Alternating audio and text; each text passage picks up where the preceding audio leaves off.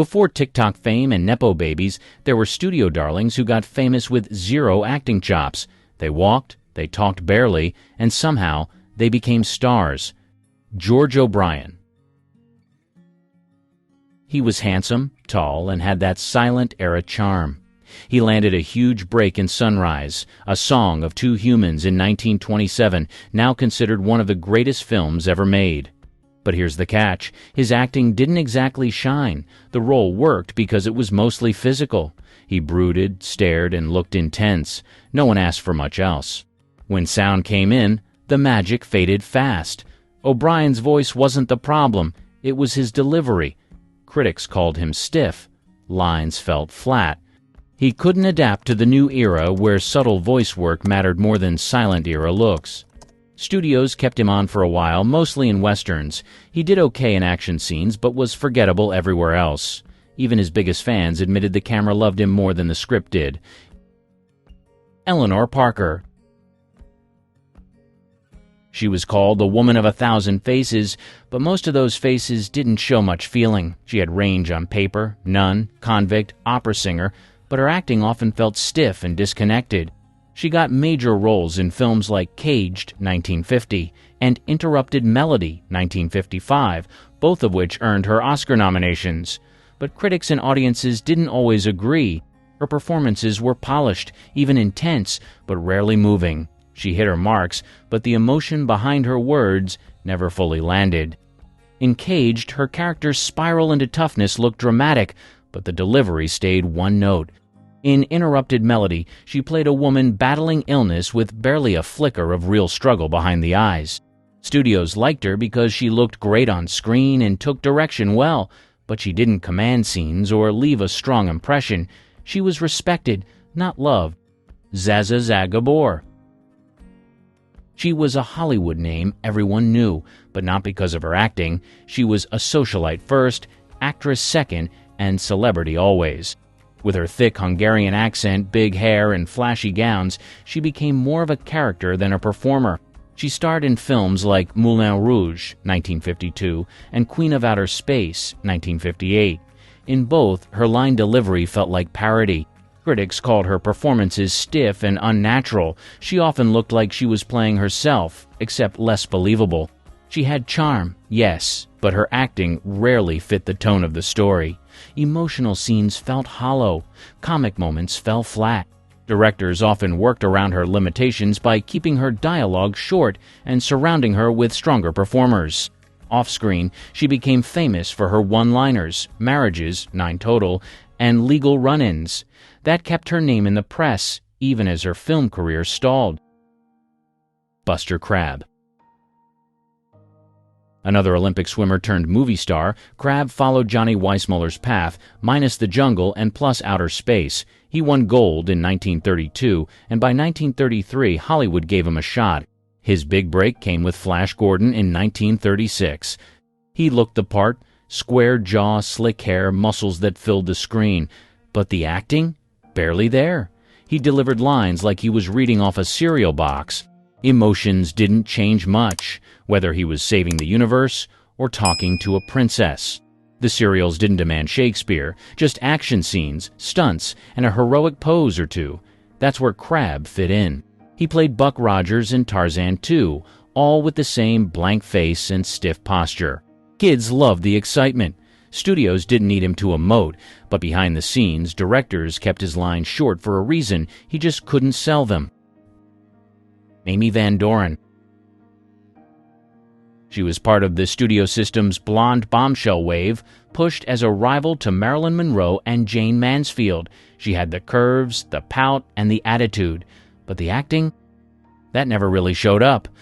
Her breakout role came in Untamed Youth, 1957, a rock-and-roll teen flick with lots of shouting and dancing, but very little real emotion. Mamie's line delivery was choppy. Her facial expressions barely changed. Even in scenes meant to be intense, she came off more like a rehearsal than a performance.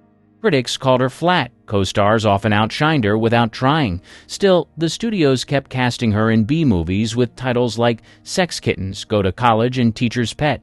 She played the same role again and again. The hot blonde who didn't say much and didn't need to. Mamie knew how to pose and sell a movie poster. That's what kept her relevant. But watch the films and it's clear there was no range, no growth, no spark. Diana Dors. She was Britain's answer to Marilyn Monroe. She had the looks, the curves, and the tabloid buzz to match. When she came to Hollywood in the mid-1950s, the studios marketed her hard, but once the cameras rolled, her performances rarely followed through. In films like The Unholy Wife, 1957, Dors played the sultry lead with all the right styling, but her acting felt flat, her line readings were stiff, and her timing was off. Scenes that needed tension or emotion ended up sounding like a read-through. Critics pointed out the problem early. She had screen presence, but little depth. She leaned heavily on her looks and sexy persona, often playing characters written around her appearance instead of her skill. Dors tried branching out with serious roles, but they didn't land. Audiences didn't connect. Directors began casting her in smaller parts or campy films where acting didn't matter much. Dorothy Lamour. Dorothy Lamour became famous almost overnight after appearing in The Hurricane, 1937. But what really locked in her image was the sarong. She wore it in over a dozen films, and it became her trademark. The exotic look sold tickets. Her acting didn't. She starred in the Road To series with Bing Crosby and Bob Hope, where she mostly played the same part over and over, the glamorous island girl or the beautiful sidekick. She looked great, sang well, and smiled on cue. But when it came to actual acting, she stayed in safe territory. Critics often noted that Lamour lacked depth. Her delivery was smooth but bland. Her expressions stayed in one gear, even during emotional or dramatic scenes. She wasn't bad, just forgettable once the costume came off. Marie Windsor. She was tall, striking, and sharp-eyed, perfect for the femme fatale roles she was often handed. Dubbed the Queen of Beau Noir, she starred in films like The Narrow Margin, 1952, and The Killing, 1956. She had the look, the attitude, and the presence. What she didn't always have was believable delivery. Windsor played tough women, but her performances often felt forced. Her lines came out clipped and flat, like she was reading off cue cards. Her facial expressions rarely shifted, even in high-stakes scenes. She looked dangerous, but rarely felt it. In The Killing, directed by Stanley Kubrick, she had one of her biggest roles, but while the film became a classic, Windsor's acting didn't get much praise. She hit her marks, said her lines, and moved on. There wasn't much else. She worked steadily through the 40s and 50s because she fit a type. She didn't have to stretch. Hollywood just needed her to glare and smirk. George Raft. He had one thing going for him: authenticity. He wasn't acting like a gangster. He was one, or at least had real ties to that world. That gave him instant street cred in films like Scarface in 1932 and Each Dawn I Die in 1939, but behind the cool stare and slick-back hair, there wasn't much going on. Raft rarely showed emotion. His face barely moved. Lines came out flat, like he was bored half the time. Critics called him stiff. Co-stars carried the dramatic weight while Raft just stood there, looking tough. He turned down major roles, Casablanca, The Maltese Falcon, because he didn't get them or didn't want to stretch. That's the thing. He didn't want to act. He wanted to be George Raft in every movie. It worked for a while, but the one-note act wore thin as film evolved. By the late 40s, audiences had seen better. Brenda Joyce. She stepped into big shoes when she took over as Jane in the Tarzan films, starting with Tarzan and the Amazons in 1945. Maureen O'Sullivan had made Jane clever, lively, and full of chemistry. Joyce? Not so much. She looked the part, sure, elegant, calm, camera-ready, but her performance was flat. Her Jane was quieter, more reserved, and completely forgettable. Critics said she lacked energy. Scenes that needed tension or playfulness just sat there. Even fans of the franchise noticed the change. The spark between her and Tarzan, Johnny Weissmuller, was missing. She read her lines, hit her marks, but gave nothing extra. Sonny Tufts. He was a product of World War II casting gaps. With so many actors off to war, Hollywood started giving second-tier talent a shot. Tufts had a college boy look and a booming voice. Paramount signed him, and by 1943 he was starring in So Proudly We Hail. But he wasn't exactly leading man material. His delivery was loud, not layered. Emotions felt forced, like he was overcompensating. Critics noticed, often describing him as stiff and clumsy. Some said he sounded like he was reading cue cards from across the room. Still, he worked. He was tall, blonde, and filled a void. He appeared in comedies, war films, even musicals, but the performances stayed shallow. What carried him was timing. He was available, and audiences needed faces. Maria Montez. She was never known for subtlety. Dubbed the Queen of Technicolor, she starred in fantasy epics like Cobra Woman in 1944, where bold colors and wild plots did most of the work. Her acting? Loud, theatrical, and completely over the top. She delivered every line like it was life or death, no matter the context. Critics joked that she could turn a simple greeting into a royal proclamation. Emotions were cranked to 100, often missing the mark entirely. But Montez had fans. Audiences loved the spectacle. Her roles were pure camp, and she leaned into them without apology. That charisma helped mask the awkward delivery and lack of timing. She wasn't cast for range, just presence. And in that era, that was enough to build a following. Esther Williams. She didn't need to act. She swam. That was the whole draw. In films like Bathing Beauty in 1944 and $1 Million Mermaid, the choreography, costumes, and camera work turned pools into stages. Her acting? Not the main attraction. When she had to speak, it was polite, clipped, and often forgettable. Emotional scenes fell flat. Critics said she lacked spark unless she was underwater. MGM didn't mind. They built entire films around her strengths and edited around her weaknesses.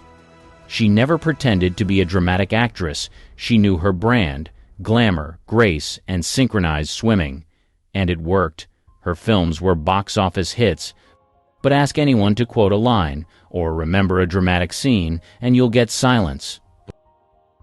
Dolores Moran. She was supposed to be Hollywood's next big thing. Warner Brothers promoted her heavily, plastering her face in magazines and giving her flashy parts. In To Have and Have Not in 1944, she shared the screen with Bogart and Bacall, but you probably don't remember that. Her role was small, but even in bigger parts, her performances lacked impact.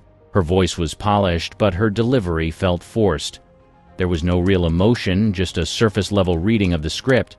She had the looks, no question, but not the presence to carry scenes. Bacall, a newcomer at the time, stole every frame. Moran faded into the background, even when she was supposed to stand out.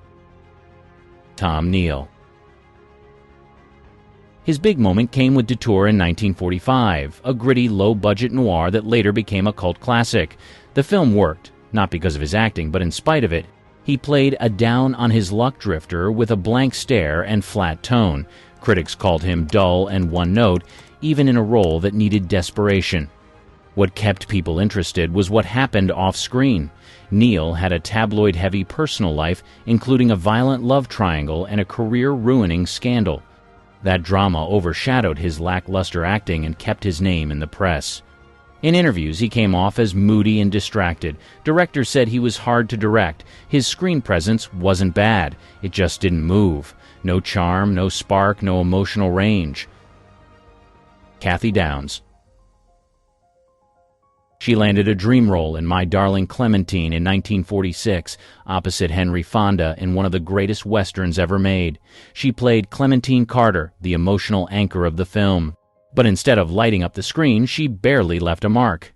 Critics noted her lack of presence. She delivered lines softly, but without conviction.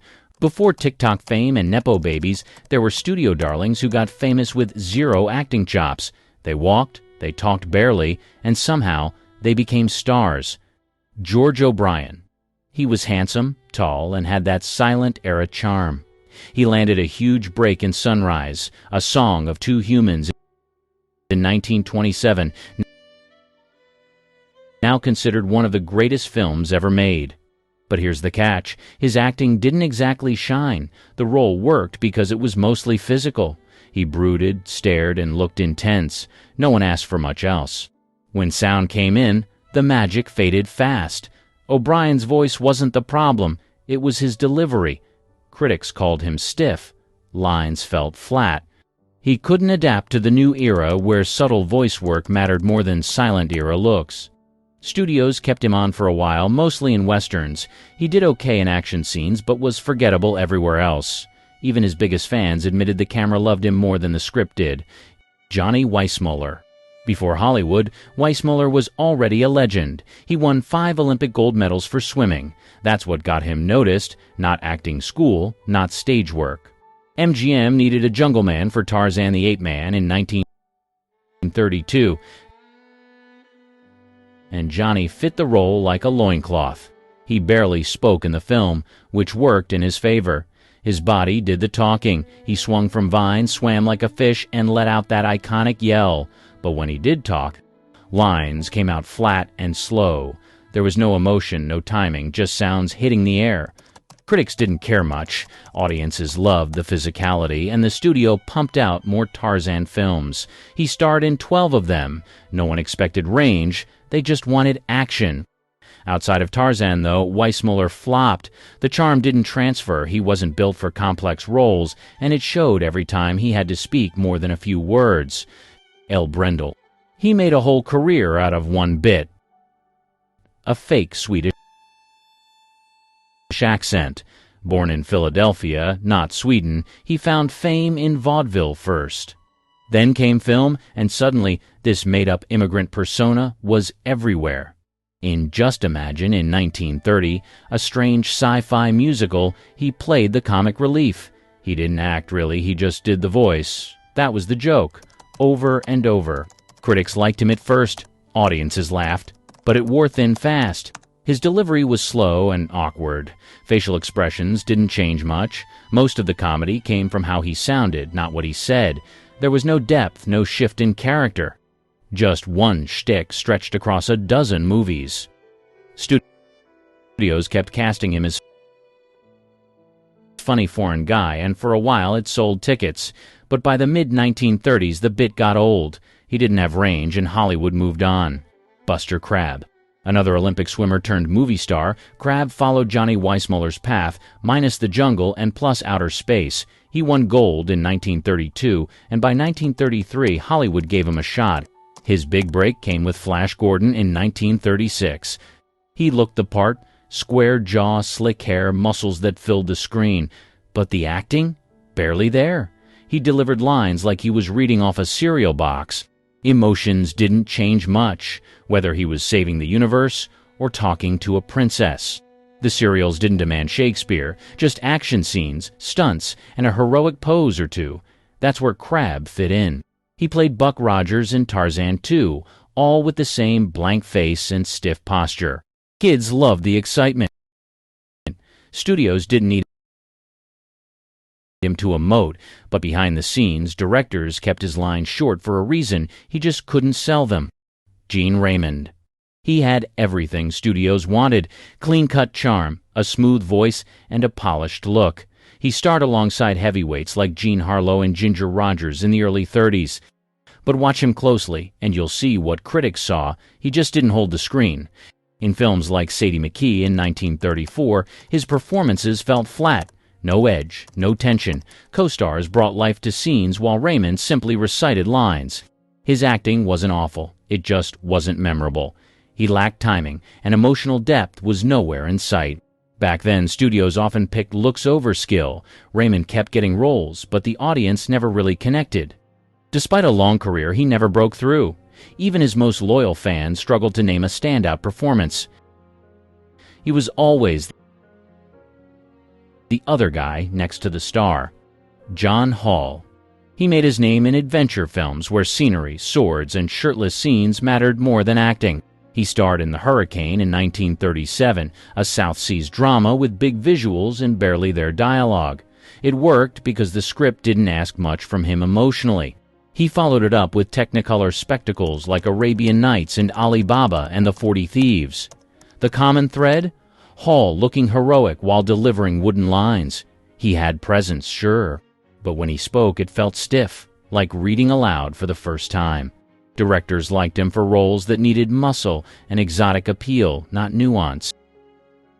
Critics often noted he lacked intensity. Scenes that needed tension or charm just fell flat. He wasn't awful. He just didn't grow. Sabu Dastagir.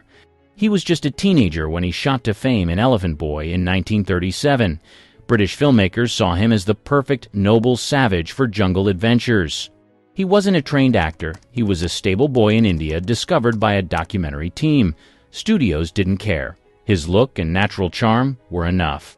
In The Thief of Baghdad and Jungle Book, he played wide-eyed heroes full of wonder. But critics and even his directors pointed out the same issue. Once he had more lines, the magic faded. His delivery felt flat. Emotional scenes didn't land. Sabu stayed popular through the 40s, but as audiences expected more from actors, his career stalled. Without strong acting skills, there wasn't a next act for him. Richard Cromwell. He had the look of an innocent young lead. That's what got him cast in big films like Jezebel in 1938, where he played opposite Bette Davis. But charm only got him so far. His line delivery was rushed, and his emotions felt offbeat, like he was guessing how the scene should feel. Critics said he seemed unsure, even nervous. He often looked out of place beside stronger actors. His facial expressions didn't always match the tone, and he struggled to bring weight to dramatic moments. Still, studios kept giving him second chances. He had a likable quality, but that didn't fix the acting gaps. By the mid-1940s, the roles dried up. He faded from film before 40, quietly stepping away, while others from his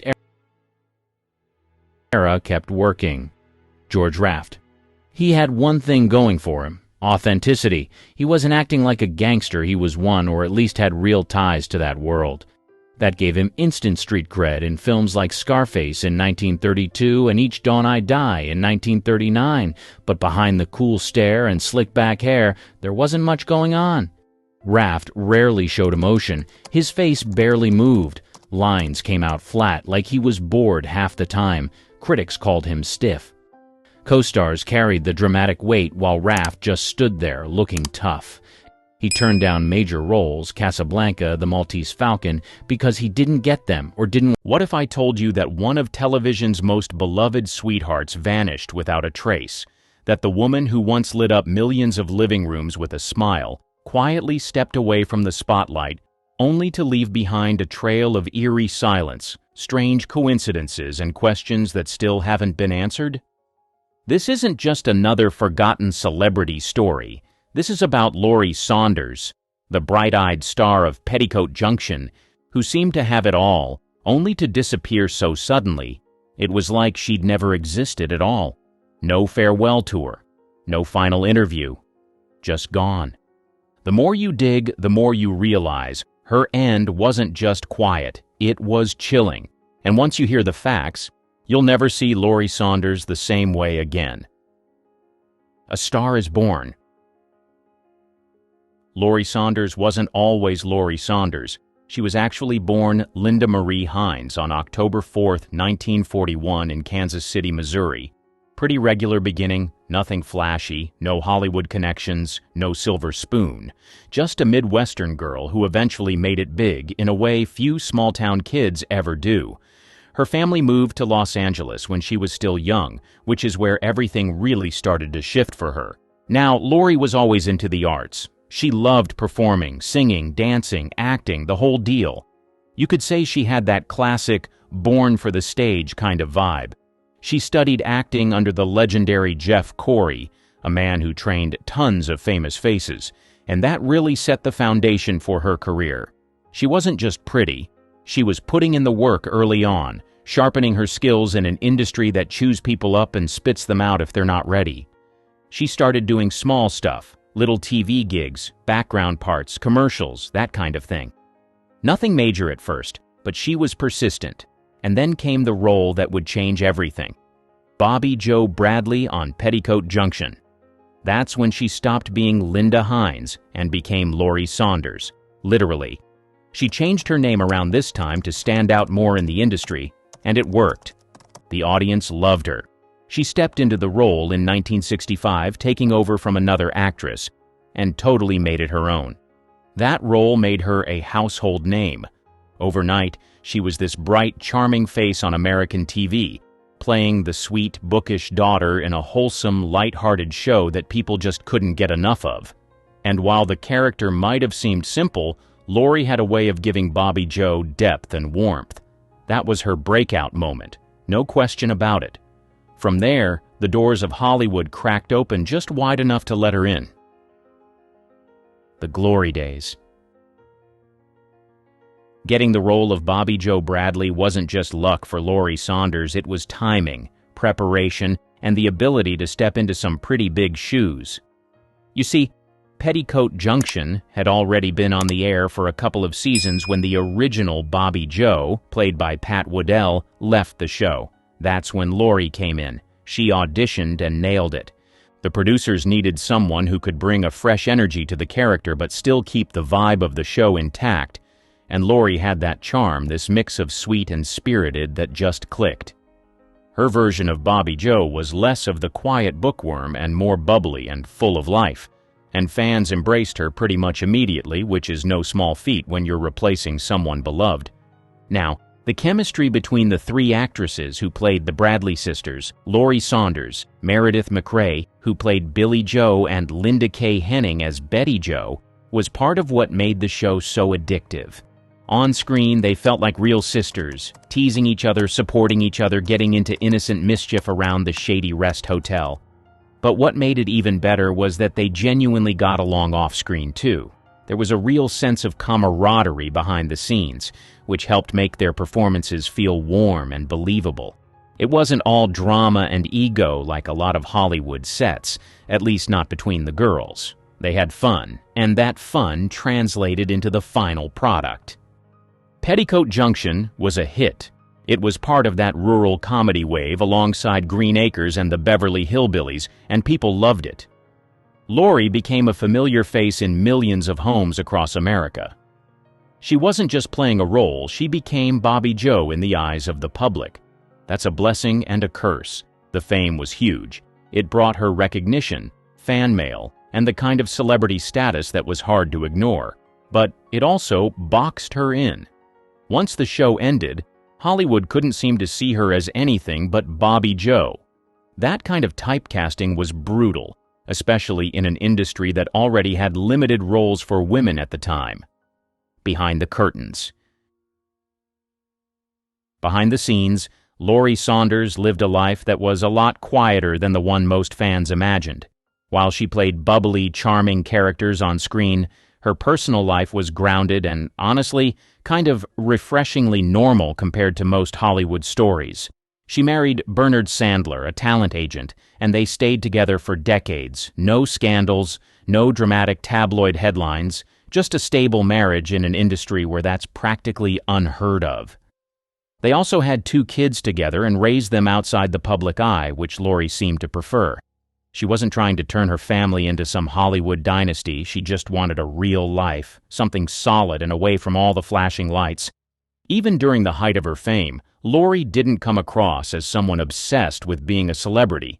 Sure, she enjoyed the success, the fan mail, the red carpet moments, but she was never one to chase controversy or stir up attention just to stay relevant. That didn't mean she was free from pressure, though. Being on a popular show like Petticoat Junction came with its own kind of stress. There were always expectations to stay young, stay cheerful, stay marketable. That's tough for anyone, but especially for women in Hollywood at the time. You were either the fresh-faced girl next door or yesterday's news, there wasn't much in between. And Lorie fit so perfectly into that sweet, wholesome role that it became hard for casting directors to imagine her as anything else. There were always little rumors floating around, mostly harmless stuff about her possibly retiring early or stepping back because she didn't want to play the game anymore. And honestly, there might be some truth to that. After Petticoat Junction wrapped up and the rural TV trend started fading, her roles got fewer and farther between. She did a few guest spots here and there, like in The Beverly Hillbillies, and movies like Bloodbath and A Day at the White House, but she never had another breakout moment. Some people thought she was pushed out by Hollywood's shifting tastes, while others believed she just decided she was done with it. The reality? It was probably somewhere in the middle. Lorie never made a dramatic exit. She didn't hold a press conference or write a tell-all book. She just quietly stepped back and started focusing on things that made her happy, like art, photography, and working with animals. She wasn't bitter or angry. She didn't try to claw her way back into the spotlight. It was like she had made peace with it all. She'd had her moment, she'd made her mark, and that was enough. In a business built on constant reinvention and attention-seeking, that kind of graceful exit is rare and, honestly, kind of admirable. Her swing at music. Back in the 1960s, Lorie Saunders took a swing at something beyond the screen, music. It wasn't a total left turn, considering the wholesome musical vibes of Petticoat Junction, but it definitely showed another side of her. She released a single titled Lonely Christmas, a soft, melancholic holiday tune that didn't exactly shoot to the top of the charts, but it had that earnest charm fans expected from her. The B-side, Out of Your Mind, was a bit edgier, more of a garage rock gem than a syrupy TV tie-in. It didn't get much attention at the time, but years later, that very song ended up on the cult compilation Girls in the Garage Volume 2, a collection of obscure 60s tracks by female artists that music lovers now treat like buried treasure. Suddenly, decades later, people were rediscovering Lorie Saunders not just as a TV actress, but as a contributor to that gritty, underrated world of vintage girl rock. And it wasn't just a solo venture. Lorie teamed up with her Petticoat Junction co-stars, Linda Kay Henning and Meredith McRae, and together they formed a short-lived singing group called The Girls from Petticoat Junction. It was a classic 1960s marketing move. Take three popular TV actresses, put them in matching outfits, and let them sing catchy tunes. But it worked, at least for the fans. They released a few singles, including If You Could Only Be Me in 1968 and 30 Days Hath September. Both songs were sweet, light, and very much of their time, bubblegum pop meets country twang, with a touch of innocence and girl-next-door appeal. Reception-wise, the music didn't exactly cause a national frenzy, but among Petticoat Junction fans, it was a hit. Kids who watched the show were thrilled to hear Bobby Joe, Betty Joe, and Billy Joe sing together in real life. For them, it was like the show had jumped off the screen and into the record player. The songs weren't revolutionary, but they were catchy and comforting, the kind of tunes you'd expect to hear in a 1960s diner or on an AM radio during a lazy afternoon. Now, those tracks have a second life. The Girls from Petticoat Junction 60s Sounds compilation brought all their recordings together, and nostalgia collectors have embraced it. It's not just fans of the show who care anymore. Vintage music lovers, vinyl collectors, and garage rock enthusiasts have started paying attention. There's this almost retroactive respect now, like people realizing, hey, this wasn't just a cute gimmick, these women were actually putting out solid music for their time. Lorie might have never been a chart-topping singer, but that little pocket of her career, those recordings with her co-stars, showed another layer of her talent. And now, oddly enough, that long-forgotten music is part of how she's being remembered. It's kind of poetic, really. Decades after she faded from the spotlight, her voice is still echoing, on old records, in compilation albums, and through speakers of people who never even saw Petticoat Junction in its original run. It's one of those strange little legacies that time quietly preserves. The subtle spotlight exit. Lorie Saunders' exit from Hollywood wasn't just quiet, it was practically ghost-like. One moment, she was a familiar face on TV reruns, smiling as Bobby Joe Bradley, and the next, it was like she'd vanished. No farewell tour, no final movie or emotional goodbye interview. She didn't try to squeeze out every last drop of fame like so many others from her era. She just stopped. The strangest part was that there was no big explanation. Nothing official ever came out to say, "This is why Lorie Saunders left the business." It was as if the industry moved on without asking questions. And so did she. That abruptness is what makes it feel unsettling. Here was someone who had been in people's homes week after week, who still had that youthful glow and charisma even in her later appearances, and then she was gone. No dramatic scandal, no tragic downfall, just a full stop. Fans who remembered her from Petticoat Junction or even her lesser-known film roles started noticing something was off. She didn't pop up at nostalgic reunion specials. She didn't do the fan conventions. She wasn't on talk shows reflecting on the golden days. And for someone who had such a gentle public image, her silence became louder over time. It made people wonder, was something going on behind the scenes? Did she get burned out? Pushed out? Or did she see something in Hollywood that made her want to disappear? Now, while Lorie never outright slammed the industry, there were whispers in interviews and reports over the years that she wasn't all that enchanted with the way things worked. She once mentioned how limiting the roles were and how quickly Hollywood forgets women once they're past their prime. There was no big takedown, no names dropped, but you could feel the disappointment underneath her words, like someone who had seen enough to know she didn't want to stick around and play the game anymore. Then came the more curious shifts. People who did catch glimpses of her later on said she looked different, thinner, more fragile, almost like the energy had been drained out of her. Others said she'd become more private, almost reclusive, preferring to spend time with animals rather than people. Some former co-stars tried reaching out over the years but couldn't get through. A few even said they hadn't heard from her in decades. It wasn't just retirement, it was like she'd erased herself from Hollywood altogether. And maybe that was her way of taking control. Maybe Lorie saw how brutal the industry could be, how it lifted you up only to toss you aside once you didn't fit the mold anymore, and she wanted nothing to do with that cycle. So, instead of clinging to the spotlight, she let it go before it could chew her up and spit her out. Still, there's something haunting about it all. The way she slipped into silence without ever really telling her side of the story. The sudden shift in presence and appearance. The mystery of someone who once brought so much warmth into people's homes and then quietly walked away like none of it ever happened. It makes you wonder what really goes on behind the curtain, what the camera doesn't show, and who people become once the fame fades. Chilling theories about her exit. The final years of Lorie Saunders' life are where things get a little eerie, unsettling even. Not in a loud or scandalous way, but in that slow, quiet kind of disappearance that creeps up on you when no one's really paying attention. Although it was abrupt and people began to ask questions, they soon began to make up their own theories, which spread like wildfire. After decades of near-total silence, fans began asking, whatever happened to Bobby Joe? Where did she go? Was she okay? But there were never any clear answers, just shadows and fragments. Lorie didn't have a big public decline. There was no TMZ footage of her being wheeled out of a hospital, no tragic tell-all interview, no paparazzi catching her in a moment of desperation. In fact, part of what made her final years so strange is how little we know.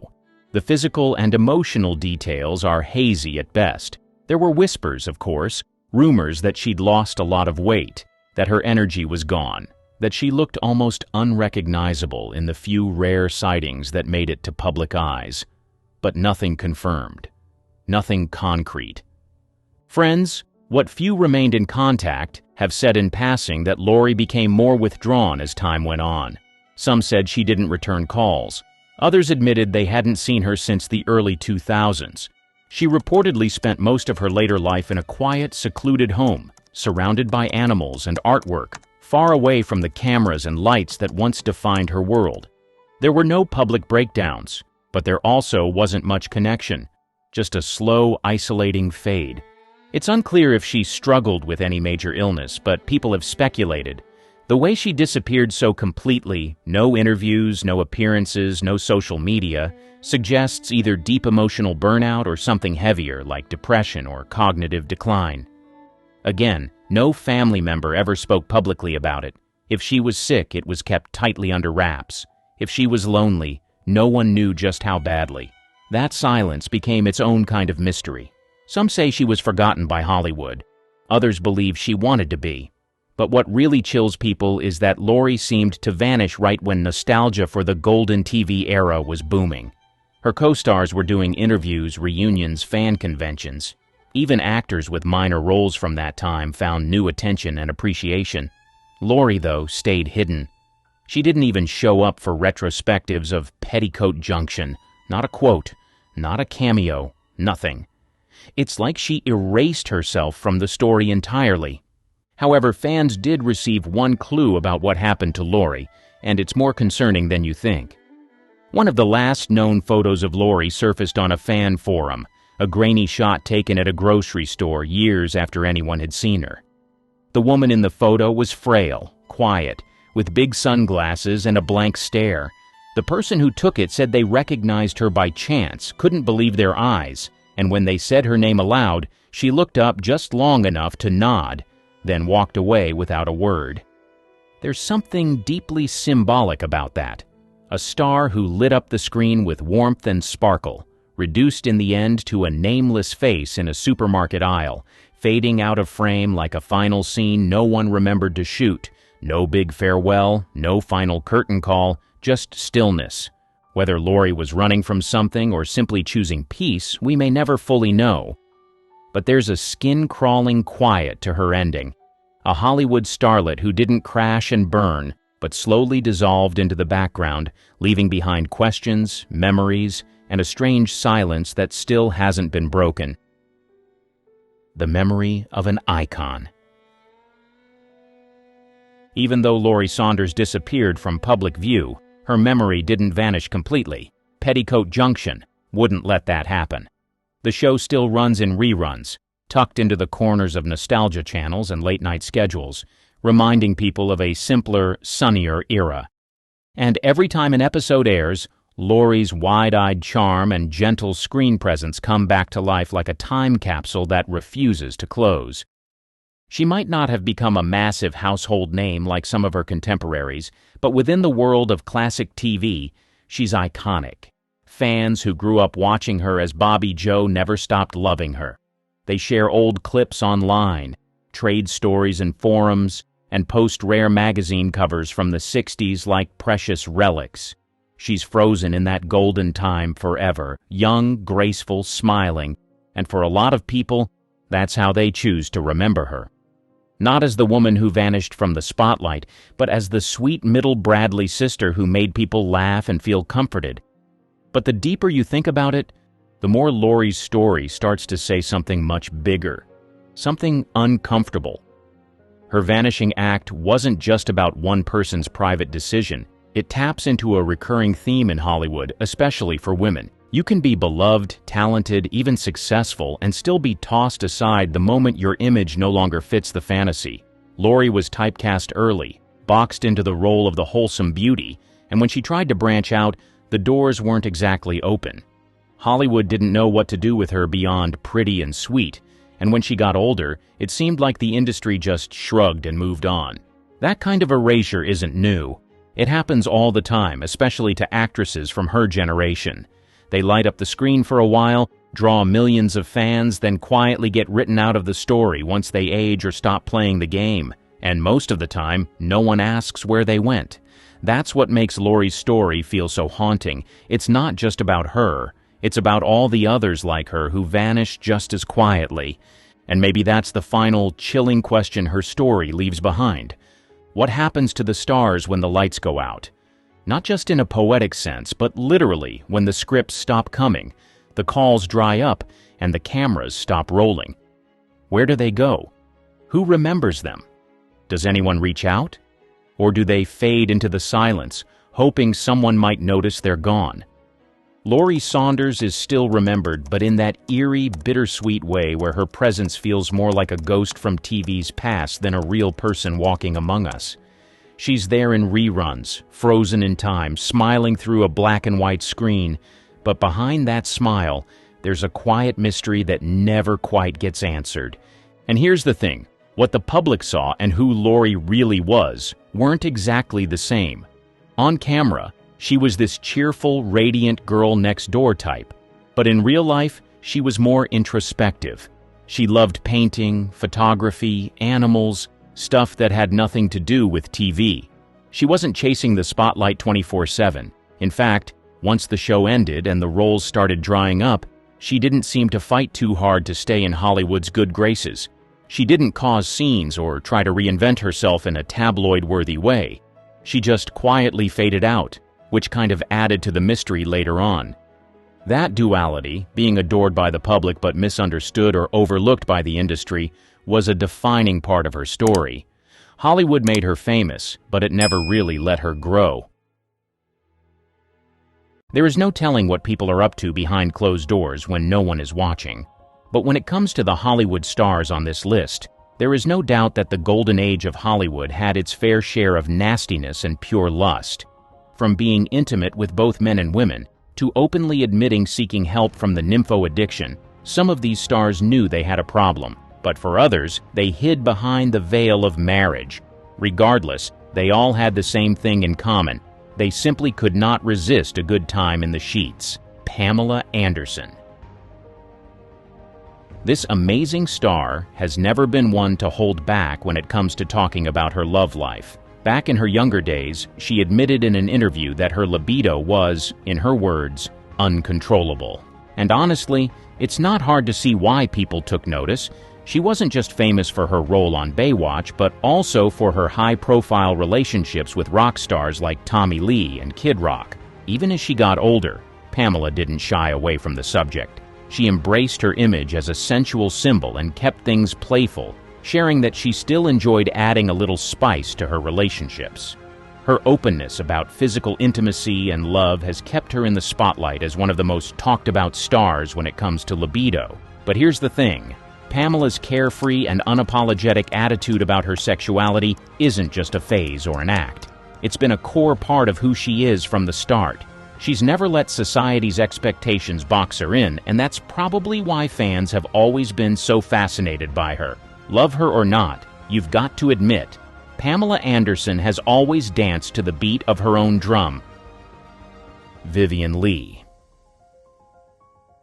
She was far more complex than the glamorous image she portrayed on screen as Scarlett O'Hara.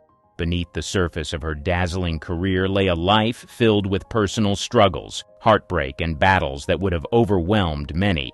Her relationships were often a focal point for public gossip, particularly her well-known affairs with co-stars like Robert Taylor and Peter Finch, even during her marriage to Laurence Olivier. While the tabloids painted her as scandalous, the truth of her life was far more nuanced and deeply human.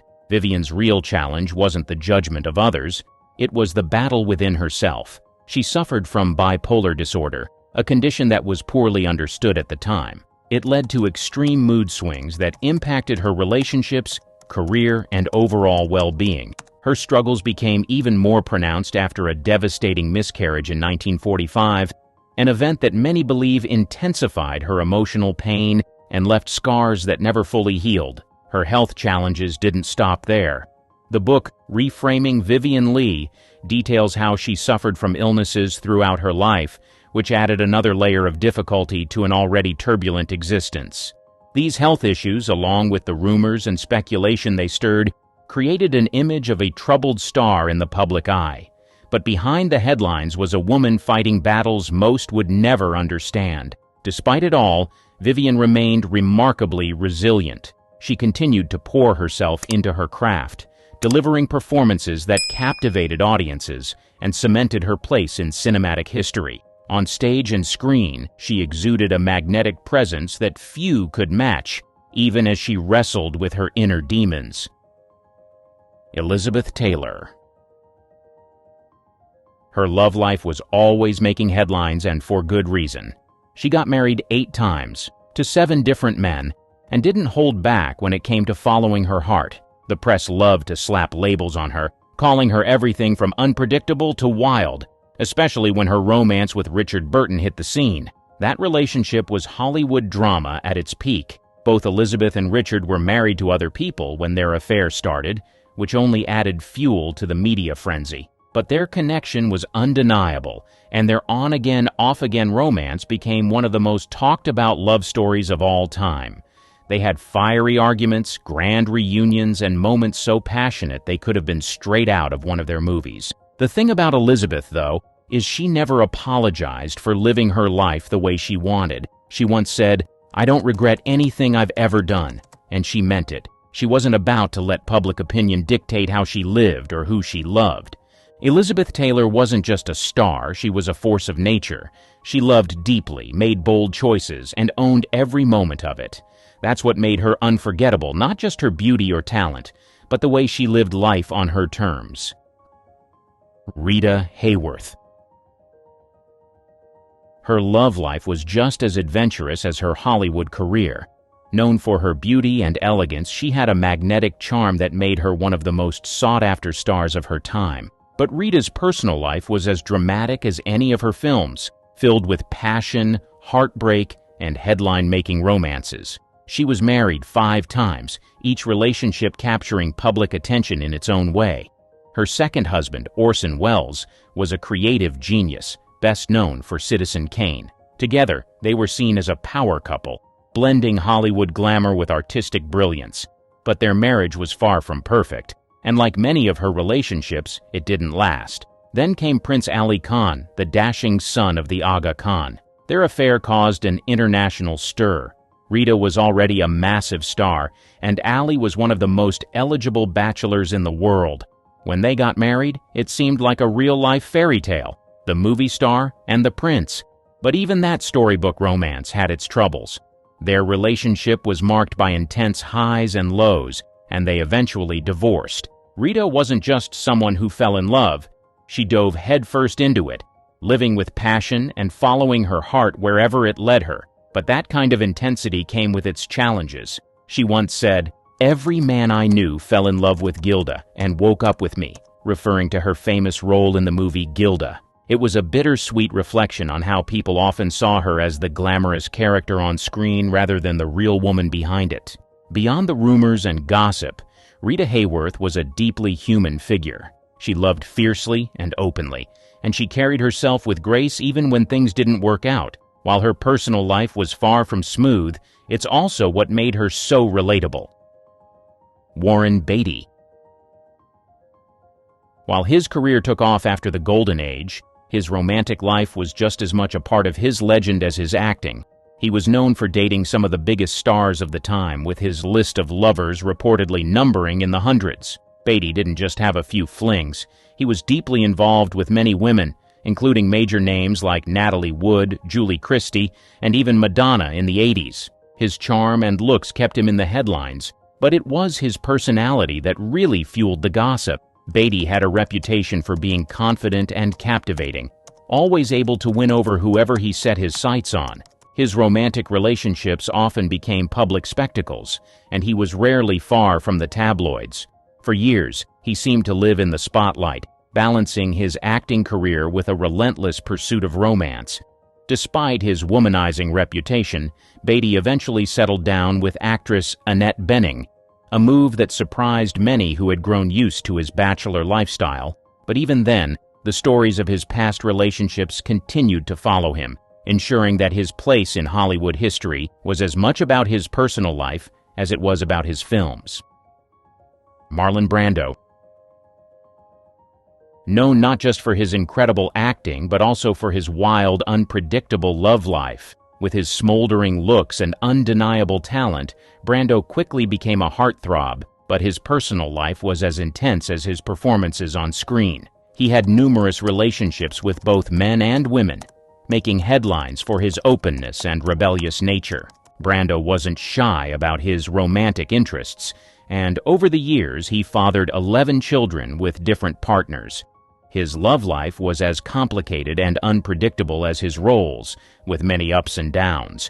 From his passionate relationships to his unorthodox lifestyle, Brando lived life on his own terms, constantly challenging Hollywood norms. Despite his many romantic entanglements, Brando was known for being deeply private about his personal affairs, leaving many details about his relationships to speculation. Still, his love life became as much a part of his legendary status as his groundbreaking performances, proving that he was not only a force on screen but off it too. Clark Gable. Often called the King of Hollywood, he was just as well known for his off-screen romantic life as he was for his iconic film roles. With his charm, good looks, and rugged appeal, Gable captured the hearts of women both on and off the screen. He was married 5 times, with each marriage making headlines in its own right. But it was his extramarital affair with actress Loretta Young that truly made waves. Their relationship resulted in a secret love child, a scandal that Hollywood tried to keep under wraps. Despite their affair happening while they were both married to other people, Young kept the child's existence a secret for many years, with Gable only acknowledging his daughter much later in life.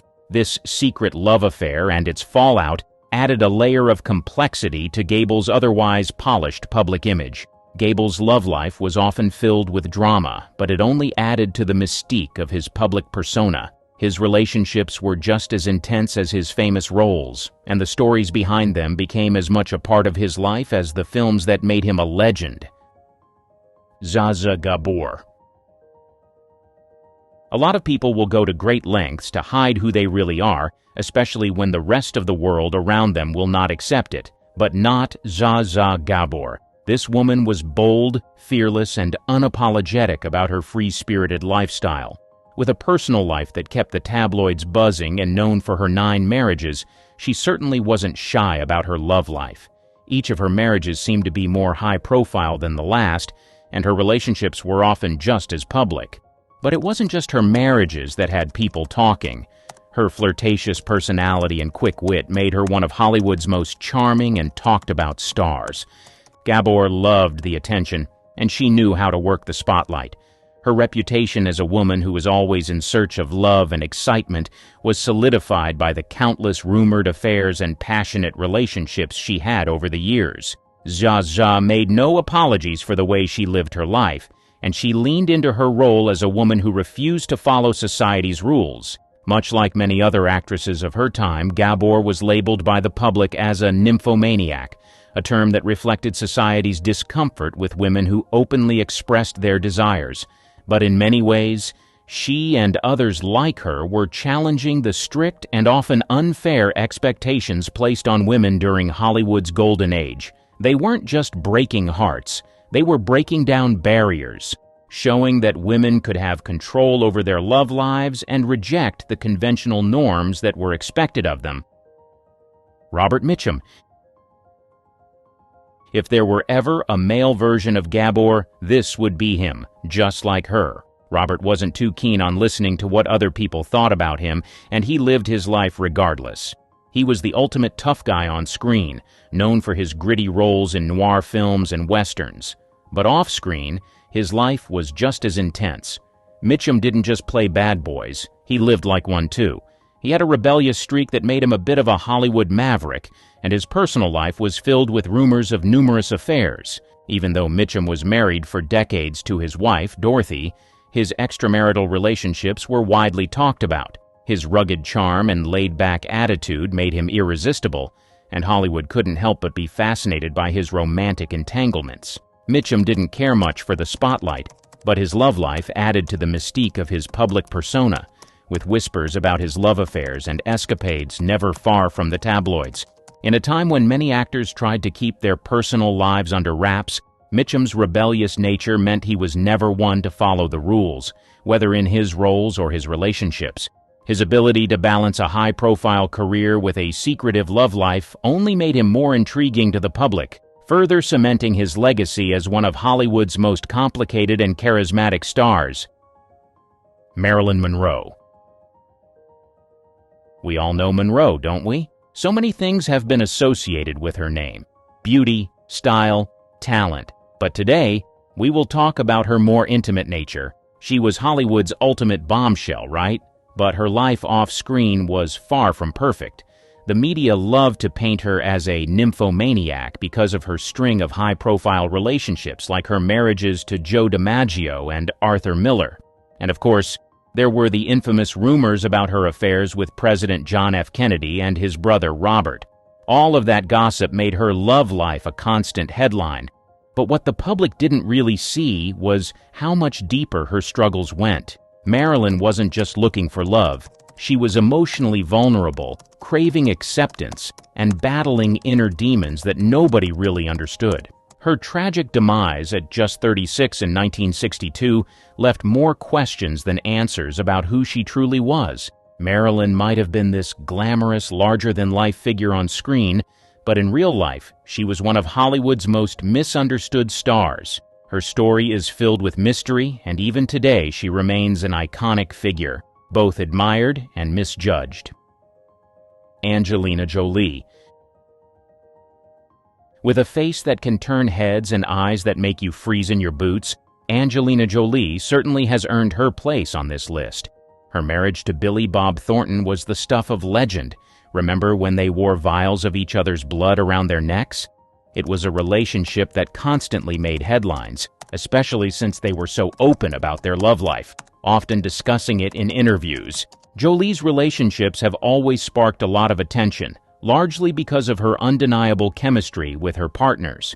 Former lovers have shared stories about her adventurous side, like her love of incorporating knives into her intimate moments, which only added fuel to the media fire. While these days, Jolie focuses more on humanitarian work and raising her kids, her earlier reputation as a passionate, wild lover still follows her. That part of her story has become just as much a part of her public image as her acting career. Lana Turner. Her love life was just as dramatic as the roles she played on screen. With 7 marriages and countless affairs, she built a reputation for being unable to resist romance. She had high-profile relationships with men like Tyrone Power and Howard Hughes, but it was her scandalous affair with gangster Johnny Stompanato that really grabbed the tabloids' attention. Their relationship took a dark turn when, in 1958, Lana's teenage daughter Cheryl Crane stabbed Stompanato to death, ending a story filled with passion and violence. The media had a field day painting Lana as a woman whose love life led to tragedy. She was often labeled a nymphomaniac, a tag that stuck with her for years. But despite everything, Lana lived life on her own terms. She may have faced heartbreak and public judgment, but she never let that stop her from seeking love and living in the spotlight, even if it meant living through the consequences of her passionate choices. Tallulah Bankhead. She was loud, unapologetically bold, and never afraid to go after what she wanted. In an era when women were expected to fit into neat little boxes, Tallulah smashed every stereotype with ease. One of the things that really made her stand out was her open bisexuality. This was shocking to a lot of people at the time, especially since it wasn't something anyone openly talked about back then. But Tallulah didn't hide it. She had passionate love affairs with both men and women, with famous names like actor Gary Cooper and singer Billie Holiday being among her lovers. She didn't just have relationships, she lived them out loud, and everyone knew about it. Her love life wasn't some private affair, it was part of her public persona. She was so open about it that people couldn't help but talk about her. One of her most famous quotes was, "My father warned me about men and booze, but he never said a word about women and cocaine." It's clear she had no intention of apologizing for her wild ways, and she lived exactly how she wanted to, without a care in the world about what others thought. The press, of course, loved to make her the subject of gossip, often labeling her a nymphomaniac because of her adventurous love life. But Tallulah didn't let those labels stick. To her, she was just being herself, living free, wild, and in the moment, without caring what anyone thought. She was unapologetic, and that's part of what made her so fascinating to everyone around her. Charlie Sheen. Known for living life on the edge, his history of relationships with hundreds of women, including porn stars and escorts, Charlie became public long before the shocking revelation of his HIV diagnosis in 2015. Sheen's wild ways weren't exactly a secret. His personal life was often a topic of conversation, with stories about his outrageous parties, erratic behavior, and infamous scandals filling the tabloids for years. Even after learning of his HIV diagnosis, Sheen didn't slow down. He continued living the same hedonistic lifestyle, partying hard and engaging in reckless behavior despite the consequences. This led to massive public backlash, with many criticizing him for not taking his health and responsibilities seriously. But even with all the controversy, Sheen remained one of the most talked about figures in Hollywood. His behavior often overshadowed his acting career, but he was still able to stay relevant, proving just how much controversy seemed to follow him wherever he went. Despite all the ups and downs, Charlie Sheen's name was always in the spotlight. Whether it was for his role in 2.5 Men, his dramatic breakdowns, or his headline-grabbing personal life, Sheen was one of those celebrities who couldn't escape the constant buzz around him, good or bad. His story is a prime example of how scandal and fame often go hand in hand in the world of Hollywood. Michael Douglas. He was one of Hollywood's biggest stars and shocked fans in the 1990s when he admitted to seeking treatment for bedroom addiction. Known for his smooth charm and being a ladies' man, Douglas had always been in the public eye for his high-profile relationships and romantic escapades.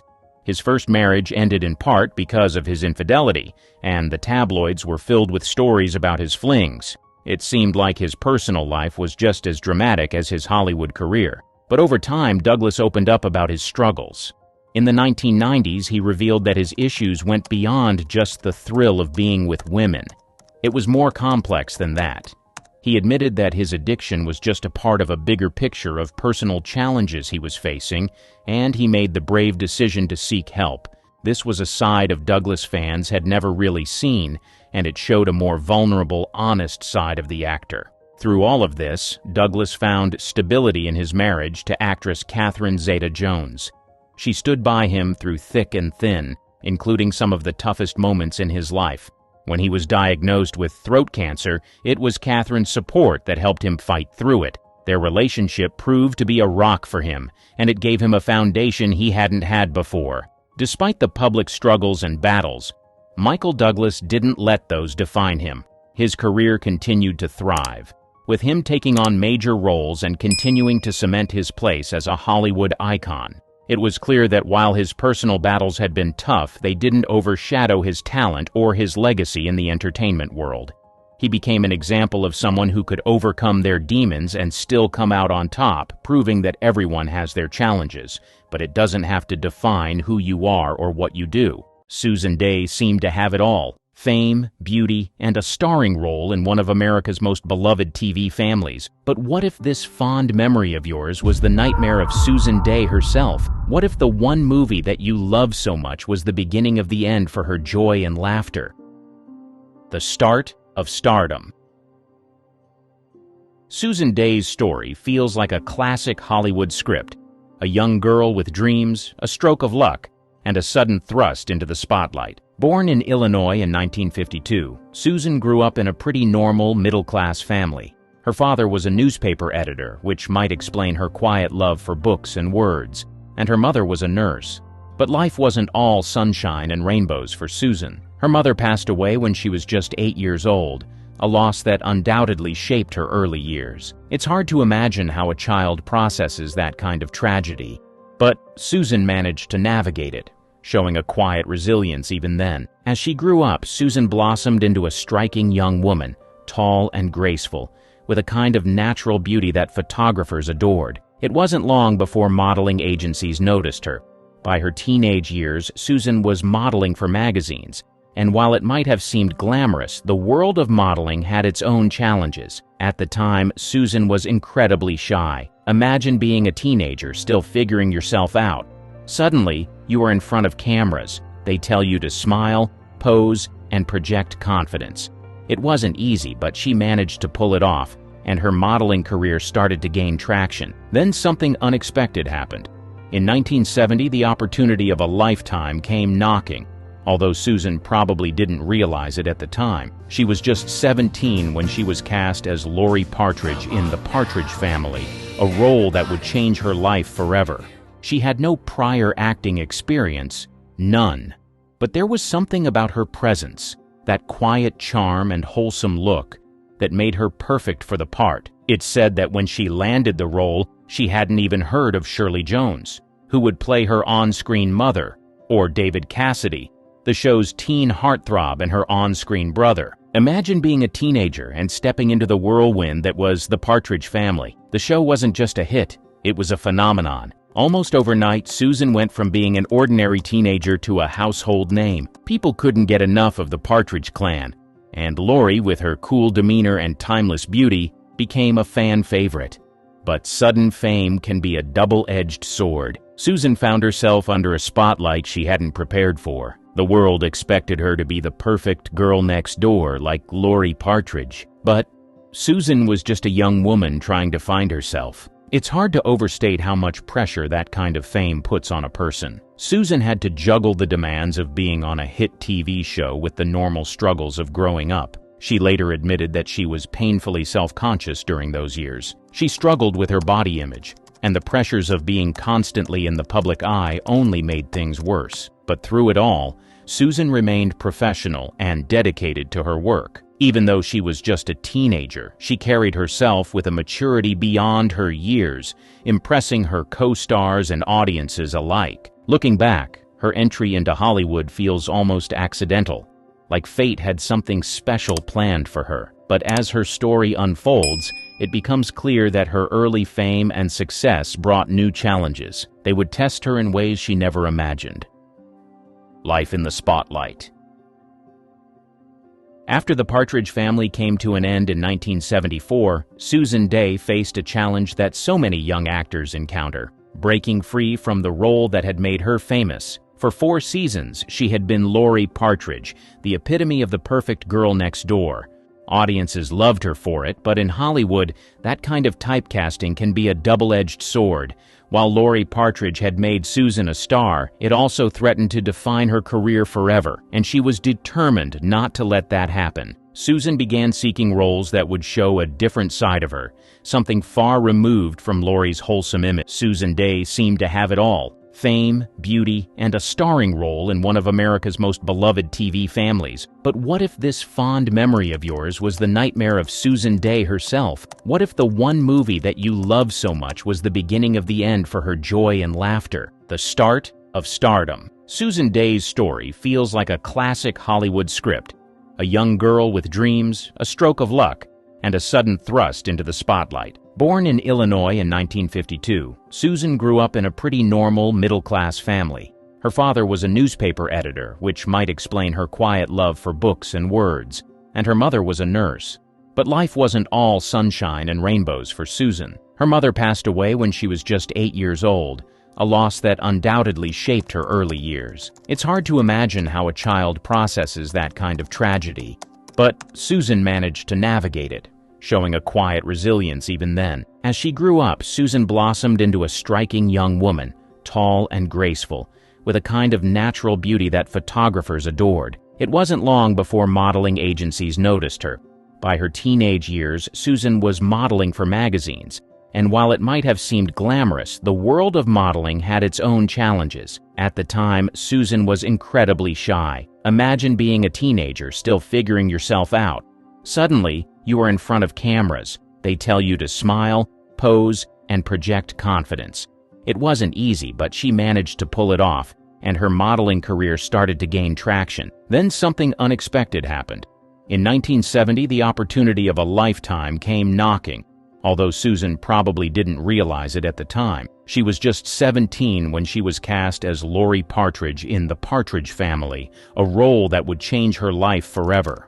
She had no prior acting experience, none. But there was something about her presence, that quiet charm and wholesome look, that made her perfect for the part. It's said that when she landed the role, she hadn't even heard of Shirley Jones, who would play her on-screen mother, or David Cassidy, the show's teen heartthrob and her on-screen brother. Imagine being a teenager and stepping into the whirlwind that was The Partridge Family. The show wasn't just a hit, it was a phenomenon. Almost overnight, Susan went from being an ordinary teenager to a household name. People couldn't get enough of the Partridge Clan, and Lorie, with her cool demeanor and timeless beauty, became a fan favorite.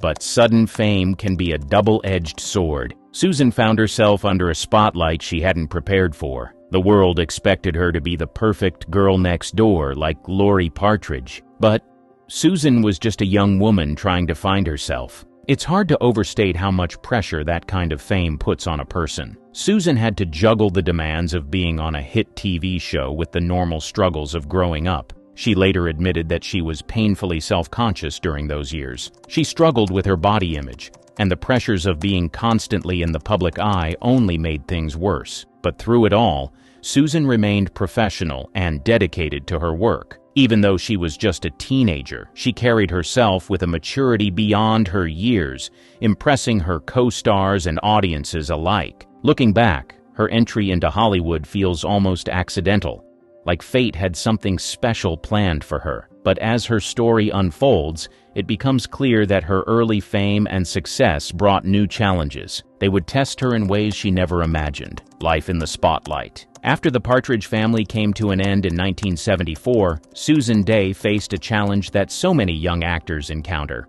breaking free from the role that had made her famous. For 4 seasons, she had been Lorie Partridge, the epitome of the perfect girl next door. Audiences loved her for it, but in Hollywood, that kind of typecasting can be a double-edged sword. While Lorie Partridge had made Susan a star, it also threatened to define her career forever, and she was determined not to let that happen. Susan began seeking roles that would show a different side of her, something far removed from Lorie's wholesome image. But the transition wasn't easy. Hollywood wasn't quite sure what to do with her. This young actress was a stunningly beautiful, talented star, but she was so linked to a single role that casting her in anything else felt like a gamble to producers. For a few years, she found herself in the dreaded post-sitcom limbo. There were roles here and there, but none that truly gave her the chance to showcase her range or step out of Lorie's shadow. But Susan wasn't one to give up easily. She kept at it, honing her craft and learning as much as she could about acting. And eventually, her persistence paid off. In the 1980s, she landed the role that would redefine her career: Grace Van Owen on LA Law. It was a game changer. Grace was smart, ambitious, and confident, everything Lorie Partridge wasn't. The role allowed Susan to step into a more mature, complex character, and she absolutely shined. Critics praised her performance, and she earned a Golden Globe Award and several Emmy nominations for her work on the show. This was Susan's chance to prove that she was more than just a sitcom star, and she seized it with both hands. LA Law became one of the defining shows of the 1980s, and Susan's portrayal of Grace Van Owen was a big part of its success. She added depth to the character. She balanced Grace's toughness in court with her vulnerability in her personal life. It was a role that allowed Susan to grow as an actress, and it earned her the respect of her peers in the industry. But even with this success, Susan remained cautious about fame. She had learned from her Partridge family days how fleeting and overwhelming the spotlight could be. While she loved acting, she wasn't interested in the glitz and glamour of Hollywood. Susan valued her privacy and preferred to stay out of the tabloids, focusing instead on her work and personal life. This attitude set her apart from many peers. It earned her a reputation as someone serious about her craft, but not obsessed with stardom. Her time on LA Law marked a high point in her career. It let her escape her past and build a new identity in Hollywood. It proved that Susan Dey wasn't just Lorie Partridge. She was a talented actress who could compete in a tough industry. And while the road to that success wasn't easy, Susan's determination and resilience made it all the more rewarding. The price of fame. Behind the scenes of her professional achievements, Susan Dey's life wasn't without its share of struggles and challenges, many of which she kept hidden from the public eye for years. One of the most profound battles she faced was with anorexia, a struggle that began during her time on The Partridge Family. On screen, she was the picture of health and youthful beauty, but off-screen, she was quietly grappling with the pressures of fame and the unforgiving beauty standards of the entertainment industry. Susan later revealed that as a teenager on the show, she became obsessively focused on maintaining a certain image, one she believed was expected of her. The cameras, the fans, and the relentless scrutiny all contributed to an overwhelming sense of self-consciousness. She started restricting her eating to an alarming degree, convinced that thinner was better. Looking back, it's heartbreaking to imagine the young star smiling on set, hitting her marks, and charming audiences while secretly battling such a painful and isolating condition. What made it even harder was the lack of understanding and support for eating disorders at the time. In the 1970s, these issues weren't widely discussed, especially not in Hollywood. Susan carried this burden largely on her own, hiding it from her co-stars and the public. David Cassidy, her on-screen brother and the object of her off-screen crush, later admitted he noticed something was wrong but didn't know how to help. It's a stark reminder of how lonely these struggles can be, even for someone surrounded by people. As she moved on from the Partridge family and worked to reinvent her career, Susan also had to confront the personal toll of her struggles. Her battle with anorexia didn't just affect her physically, it took a mental and emotional toll as well. It's a testament to her strength that she was able to continue working, pushing forward and refusing to let her struggles define her entirely. Beyond her eating disorder, Susan also faced challenges in her personal relationships. Her crush on David Cassidy during their Partridge family days was unrequited, and while she kept things professional on set, it hurt deeply. Cassidy later wrote about how Susan had confessed her feelings for him, but he didn't feel the same way, seeing her more as a sister than a romantic interest. For Susan, this rejection was another blow to her self-esteem during an already fragile time. As she grew older and gained more control over her life and career, Susan began to step back from the limelight. She chose to prioritize her well-being and live more privately, away from the relentless pressures of Hollywood. In doing so, she set an example for others, showing that it's okay to step away when the cost of fame becomes too great. Susan's struggles remind us that even the brightest stars carry shadows. Her courage in facing her challenges, whether it was her eating disorder or her personal heartbreaks, is a testament to her resilience. It's easy to see the polished surface of fame and forget the human being behind it, matters of the heart. One of the more bittersweet elements of her story is the complicated dynamic she shares with her former Partridge family castmates, particularly David Cassidy. While they shared an on-screen bond as Lorie and Keith Partridge, their off-screen relationship was far more layered and, at times, strained. During the show's run, Susan developed a deep crush on David Cassidy. He was, after all, one of the most idolized teen heartthrobs of the era, with legions of fans swooning over his every move. For Susan, the attraction wasn't just about his looks. They spent long hours together on set, sharing jokes, conversations, and the unique experience of skyrocketing fame. In her youthful eyes, it felt natural to develop feelings for someone she was so closely tied to. However, David didn't return those feelings. He cared about Susan, but saw her as a friend and co-worker, someone he respected but wasn't romantically interested in. David later recounted in his memoir how Susan had confided her feelings for him, and though he tried to let her down gently, the situation created an undeniable tension. For Susan, the rejection was painful, not just because of her personal feelings, but because they had to continue working side by side, maintaining their cheerful sibling dynamic on screen. The experience left an emotional mark on her, especially as David began dating other women during their time on the show. Over the years, their relationship shifted in other ways as well. After the Partridge family ended, the cast naturally drifted apart, as often happens after long projects. But in Susan's case, her departure from the group was more pronounced. She made the decision not to participate in Partridge family reunions or fan conventions, a choice that some interpreted as her wanting to distance herself from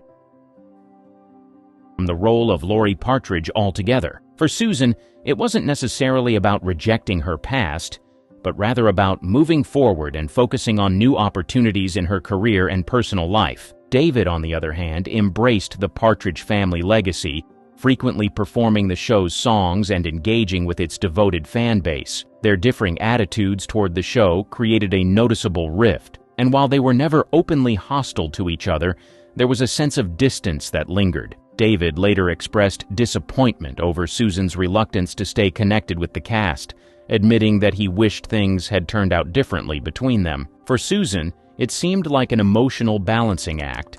On the one hand, she had immense gratitude for the show that launched her career and brought her into the public eye. On the other, It represented a time in her life when she struggled with self-esteem, eating disorders, and unrequited feelings, all while being under the microscope of fame. It's understandable that she would feel conflicted about revisiting those years, especially in a nostalgic, fan-centric setting. Despite the complexities of their relationship, there was mutual respect between Susan and David. When David passed away in 2017, Susan released a heartfelt statement, mourning the loss of her former co-star and reflecting on the impact he had on her life. It was a poignant reminder that, no matter the differences or tensions over the years, there was an unbreakable bond formed during those Partridge Family days. Her first marriage was to Leonard Lenny Herschen, a talent agent and producer. The couple tied the knot in 1976 during a time when Susan was still navigating her post-Partridge Family fame and trying to establish herself as a serious actress. Lenny, 25 years her senior, brought a sense of stability and experience to her life, perhaps offering guidance as she balanced her rising career with the challenges of early adulthood in Hollywood. Together, they welcomed a daughter, Sarah Day Herschen, making Susan a mother for the first time. For Susan, motherhood likely added another layer of complexity to her already busy life. Being a young star in the public eye while raising a child is no easy feat, and it's not hard to imagine the pressures she must have faced in trying to balance it all. However, despite the shared joys of parenthood, Susan and Lenny's marriage began to unravel. By 1981, the couple had divorced, marking the end of what might have seemed like a fairy tale union from the outside. After her divorce, Susan kept her personal life relatively private, focusing on her career and her role as a mother. However, love found her again when she met Bernard Safransky, a television producer. The two married in 1988, and this union marked the beginning of a more grounded and settled phase in her life. Bernard wasn't a flashy Hollywood type. He worked behind the scenes, and that likely appealed to Susan, who by then was leaning toward a quieter, more private existence. Their marriage has endured for decades, a rarity in the entertainment world, and speaks to the strength of their partnership. While the details of their relationship remain largely under wraps, it's clear that Susan values her privacy and prefers to keep her personal life out of the limelight. It's refreshing, really, in an industry where so much of one's life can be splashed across tabloids and dissected for public consumption. Susan's second marriage seems to have given her the stability and support she needed after the ups and downs of her earlier years. With Bernard, she's been able to build a life that's far removed from the chaos of Hollywood, focusing on the things that matter most to her. For someone who spent much of her youth in the spotlight, this enduring relationship seems to have provided her with the calm and balance she always sought. Though she doesn't speak much about her personal life publicly, her choices suggest a woman who has prioritized authenticity and meaningful connections over the fleeting allure of fame. Her marriages, particularly her long-lasting union with Bernard, show that Susan Day has found her own version of happiness, a life built on love, privacy, and a focus on what truly matters, the failed pursuit of happiness. As the years went by, Susan Day's career began to slow down, but it wasn't just about fewer roles coming her way. It was also a conscious decision on her part. Hollywood can be relentless, and after decades of working under its spotlight, Susan started pulling back, choosing a quieter, more private life away from the chaos of the industry. For someone who had spent her formative years in the public eye, this shift was both deliberate and refreshing. Susan wasn't interested in chasing fame endlessly. After her success on LA Law and other projects, she'd proven herself as an actress and had nothing left to prove. Hollywood, with all its glitz and glamour, wasn't what she wanted for the long haul. She started prioritizing her personal life over her professional one, focusing on what truly made her happy. And honestly, who could blame her? After years of being scrutinized, celebrated, and occasionally criticized, she wanted to reclaim her time and energy for herself. Her retreat from the public eye also aligned with her desire to live a more grounded, balanced life. Susan had always been somewhat private, even during her career's peak, and stepping away felt natural. She wasn't the type to chase after roles that didn't inspire her, or to make appearances just for the sake of staying. She was the ultimate fantasy.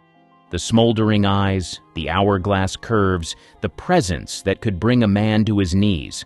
Sophia Loren wasn't just beautiful, she was also dangerous. The early phases. You know all those girls with pretty faces that just get lucky? Well, that wasn't Sophia Loren. She was born to be a star. Even as a child, she had this rare, breathtaking beauty that made people stop and stare. Big, mesmerizing eyes, delicate features, and a presence that seemed almost unreal. She wasn't just cute, she was stunning. The kind of girl who looked like she had stepped right out of a painting. But how was she living? Well, let's just say she looked nothing like her background. Sophia was born on September 20th, 1934, in a small clinic in Rome, Italy. Her mother, Romilda Villani, had dreams of being a famous actress, but life had other plans. Her father, Riccardo Ciccolone Murillo, was supposed to be an engineer, but he never really made much of himself. And worse, he refused to marry her mother, just left her to raise Sophia and her little sister Maria with no help, no money, nothing.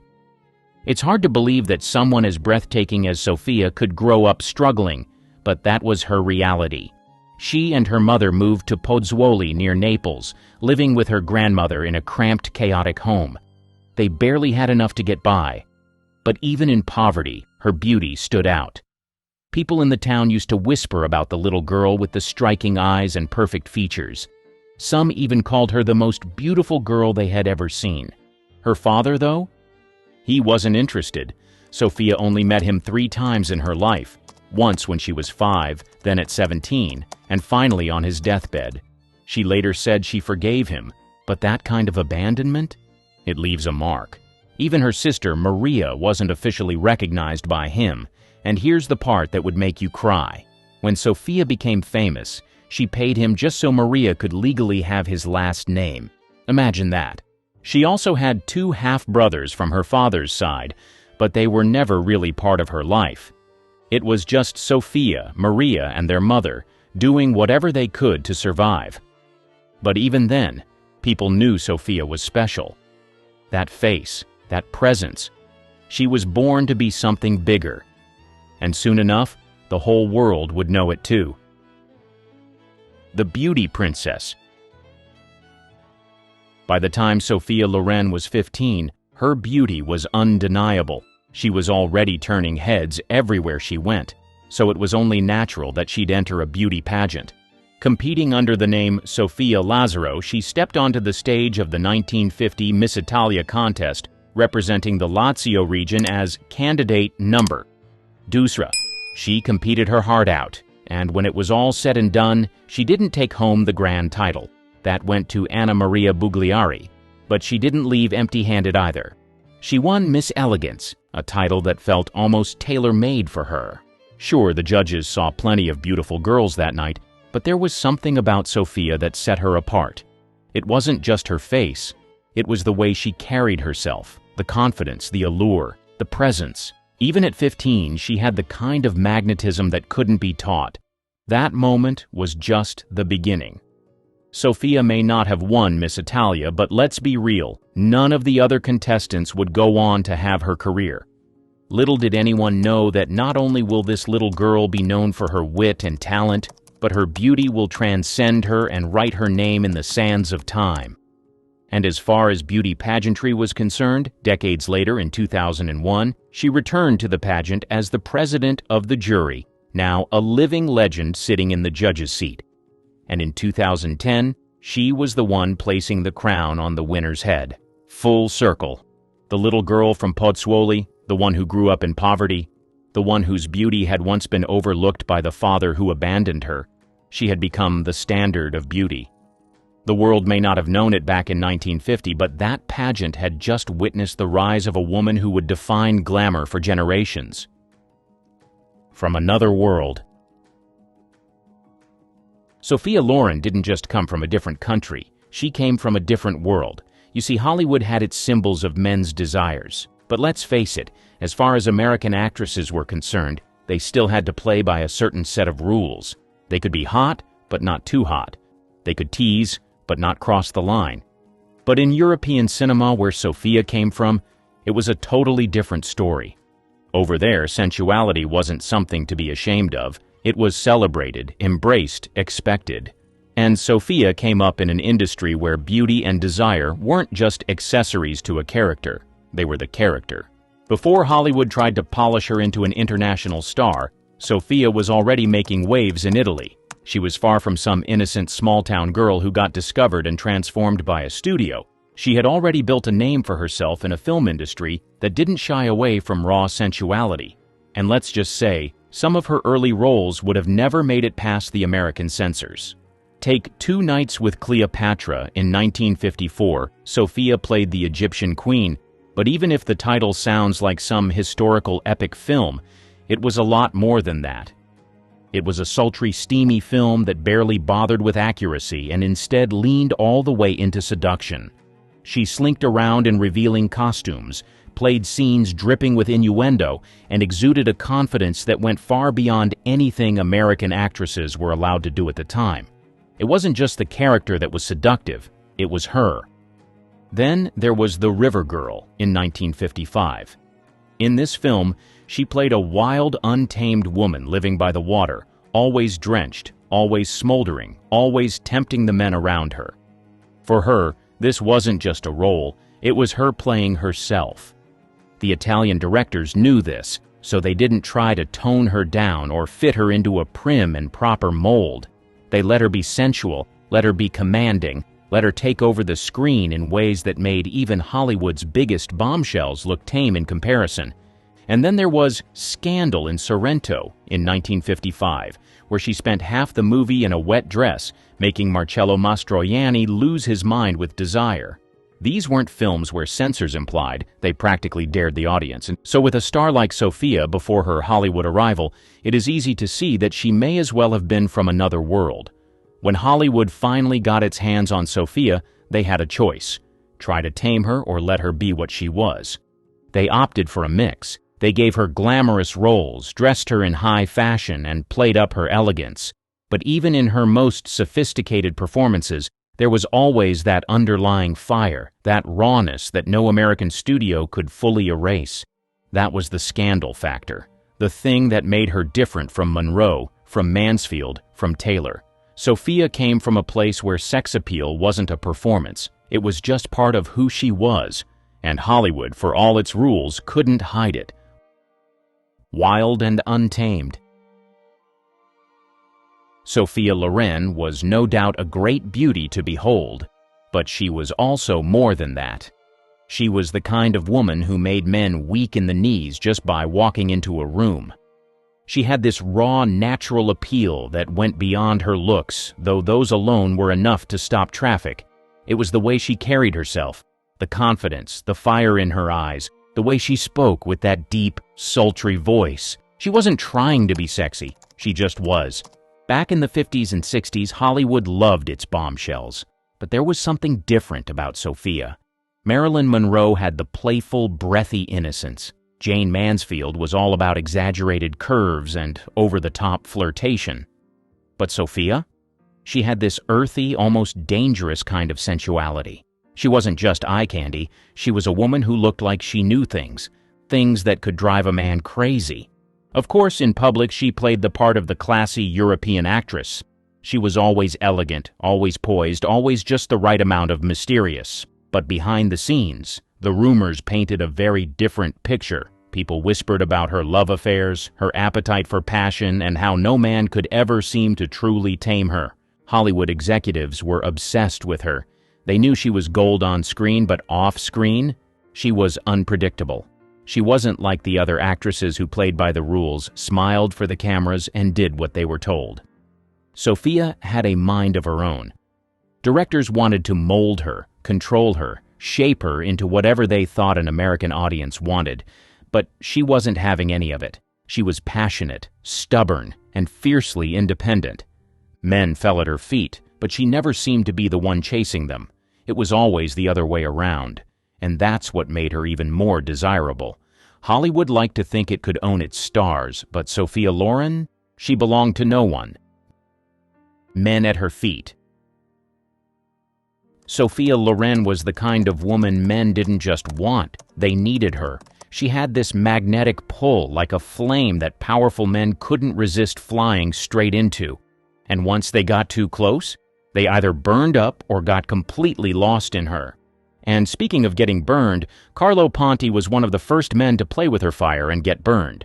Sadly, as much as he tried, he couldn't keep up. For one, he was more than 20 years older, a powerful film producer who saw something in Sophia before the rest of the world did. He basically shaped her career, guided her rise to fame, and eventually became her husband. Beautiful love story, right? It would be, except that behind the scenes, people whispered that their relationship wasn't exactly fueled by passion, and there was actually no love between the two, especially not from Sophia. You see, Carlo was steady, reliable, and deeply in love with her, but Sophia was still young, still full of fire. Some said she had an appetite for excitement that Ponti, despite his influence and devotion, just couldn't satisfy. And if the rumors were to be believed, she didn't always ignore the temptation of other men, and one of the several men offering temptations was Cary Grant. Like Ponti, he was older too, but unlike Ponti, he had an effortless charm that made women swoon. And when he met Sophia on the set of Houseboat, it was like he had been struck by lightning. From the start, he was obsessed, sending her love letters, calling her constantly, practically begging her to leave Carlo and be with him. But Sophia wasn't as hooked on him as he was on her. Sure, she enjoyed the attention. Who wouldn't? It was Cary Grant. But she wasn't willing to throw her life away for a passionate fling, and in the end, that rejection stung. Grant never quite got over her. He wasn't the only one, though. The great Marlon Brando also wanted a piece of Sophia. If Cary Grant was all smooth words and old Hollywood charm, Brando was raw, brooding, animalistic. He had a reputation for taking what he wanted, and according to some whispers, what he wanted, at least for a while, was Sophia. Their alleged fling was all heat, no strings. Two of the most magnetic people in Hollywood, lost in a whirlwind of passion before moving on like nothing ever happened. It was never meant to last. Brando was too wild, and Sophia? She wasn't the type to be anyone's conquest. Then there was Richard Burton. At the time he wanted Sophia, he was already involved with Elizabeth Taylor, but that didn't stop people from speculating. Was there a rivalry? A secret affair? If Sophia and Burton ever had something, they kept it buried deep beneath the Hollywood gossip machine, but Taylor supposedly saw Loren as a threat. And if Elizabeth Taylor was jealous of you, that meant something. In the end, those were just the men people knew about. There were always stories, secret lovers, late-night rendezvous, passionate affairs hidden from the public eye. Some were just gossip, wild exaggerations from the press. But with Sophia Loren, you could never really tell where the truth ended and the fantasy began. The bisexual whispers. Did you know that in her time, a lot of people believed Sophia wasn't just irresistible to men? There were stories, quiet ones at first, then louder as the tabloids caught wind, that she had indulged in forbidden desires, slipping away into the night with some of Hollywood's most glamorous ladies. It's both insane and juicy when you think about it, and one of the most tantalizing rumors involved none other than Marlene Dietrich. If you know Dietrich and her persona, it would come as no surprise that someone like Sophia would become entangled with her. Dietrich was famously rebellious and daring, and to cap it all up, she was also known for her affairs with both men and women. She was powerful, dominant, a woman who could seduce with just a look, and according to some gossip, she had her sights set on Sophia. The story goes that Dietrich, much older but still oozing that intoxicating allure, took an interest in the young Italian beauty. Now, did anything happen? Well, no one really knows. But the idea of Sophia being swept up in Marlene's world of secret midnight affairs, whispered conversations, and forbidden rendezvous is too delicious not to imagine. But Dietrich was not the only woman Sophia got entangled with. There were also a lot of eyebrow raises about her friendship with Italian actress Silvana Mangano. The two were undeniably close. Too close, some claimed. Mangano, stunning in her own right, had a kind of cool, sophisticated beauty that contrasted with Sophia's smoldering sensuality. People talked, wondered, speculated. Were they just friends, or was there something more behind the scenes?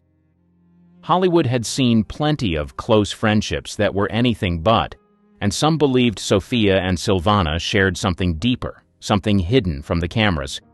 And of course, there were the endless whispers about fleeting moments, run-ins with famous actresses, mysterious vacations with beautiful women, playful touches that lingered just a second too long. The tabloids, always hungry for scandal, printed anything they could get their hands on. Some stories were wild, exaggerated, full of creative flourishes. Others, maybe not so far from the truth. Sophia herself never confirmed any of it. If she had a taste for women, she took that secret to the grave. But the rumors never really went away. Maybe because people wanted them to be true, or maybe because, in the world of Hollywood, where passion burned behind every locked door, anything was possible. The Bombshell rivalry. Hollywood was a battlefield for the beautiful, and when it came to Sophia Loren, there were plenty of women who either wanted to be her, outshine her, or take her down a notch. And would you blame them? She had this European mystery, this untamed fire that made her stand out from the classic Hollywood blondes. And as you might imagine, that didn't sit well with some of the other bombshells of the era. And so the rivalry began. One of the most infamous rivalries was with Jane Mansfield. Now, Jane was a whole different kind of symbol. She was loud, over the top, all curves and giggles, practically built for controversy. If Sophia was all about smoldering, effortless sensuality, Jane was about throwing it in your face. And the moment they were in the same room together, the tension was palpable. And this is not all just all talk. There was actually a famous incident that highlighted this bitter bombshell rivalry. It all went down at a dinner party where Jane accidentally exposed herself in front of the cameras while sitting next to Sophia. Now, make no mistake, this wasn't just some innocent wardrobe malfunction. Many believe Jane did it on purpose, a calculated move to steal the spotlight from the Italian goddess. And Sophia's reaction, caught forever in that now iconic photo, said everything.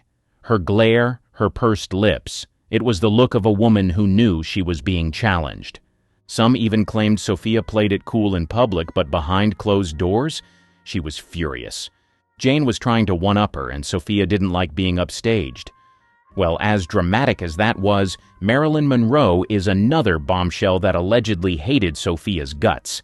By the late 50s, Marilyn was still the reigning symbol of men's desire, but here came Sophia, exotic, fresh, and oozing a sensuality that didn't require a breathy voice or a ditzy act. Hollywood loves a new queen, and some whispered that Marilyn felt threatened. Was Sophia seen as the woman who could dethrone her? The press certainly thought so.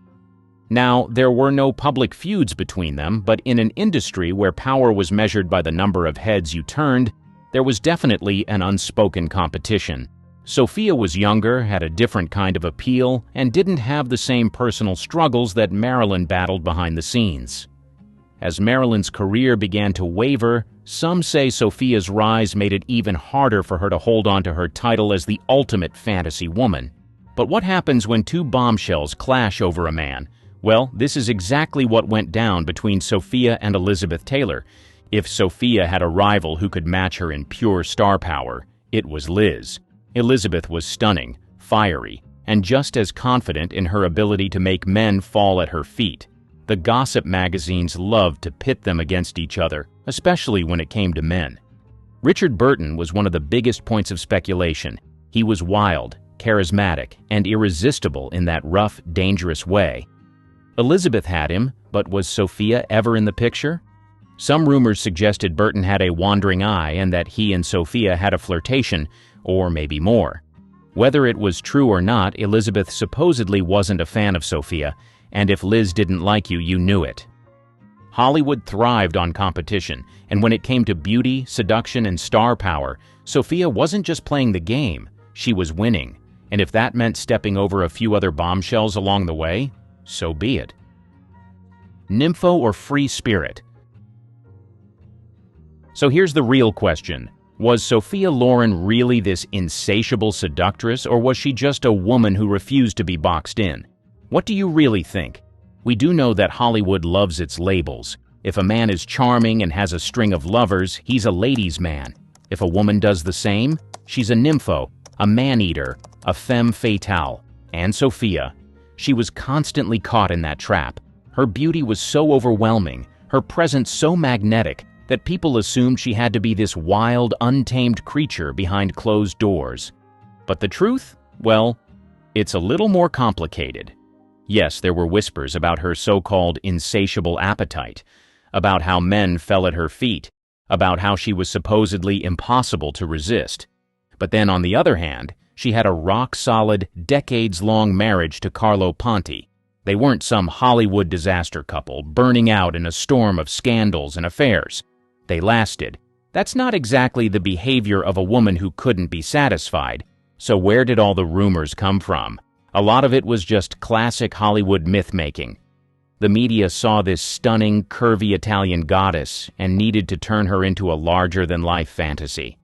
Tabloids ran with every little whisper, every alleged affair, every suggestive glance. Did she have lovers? Maybe.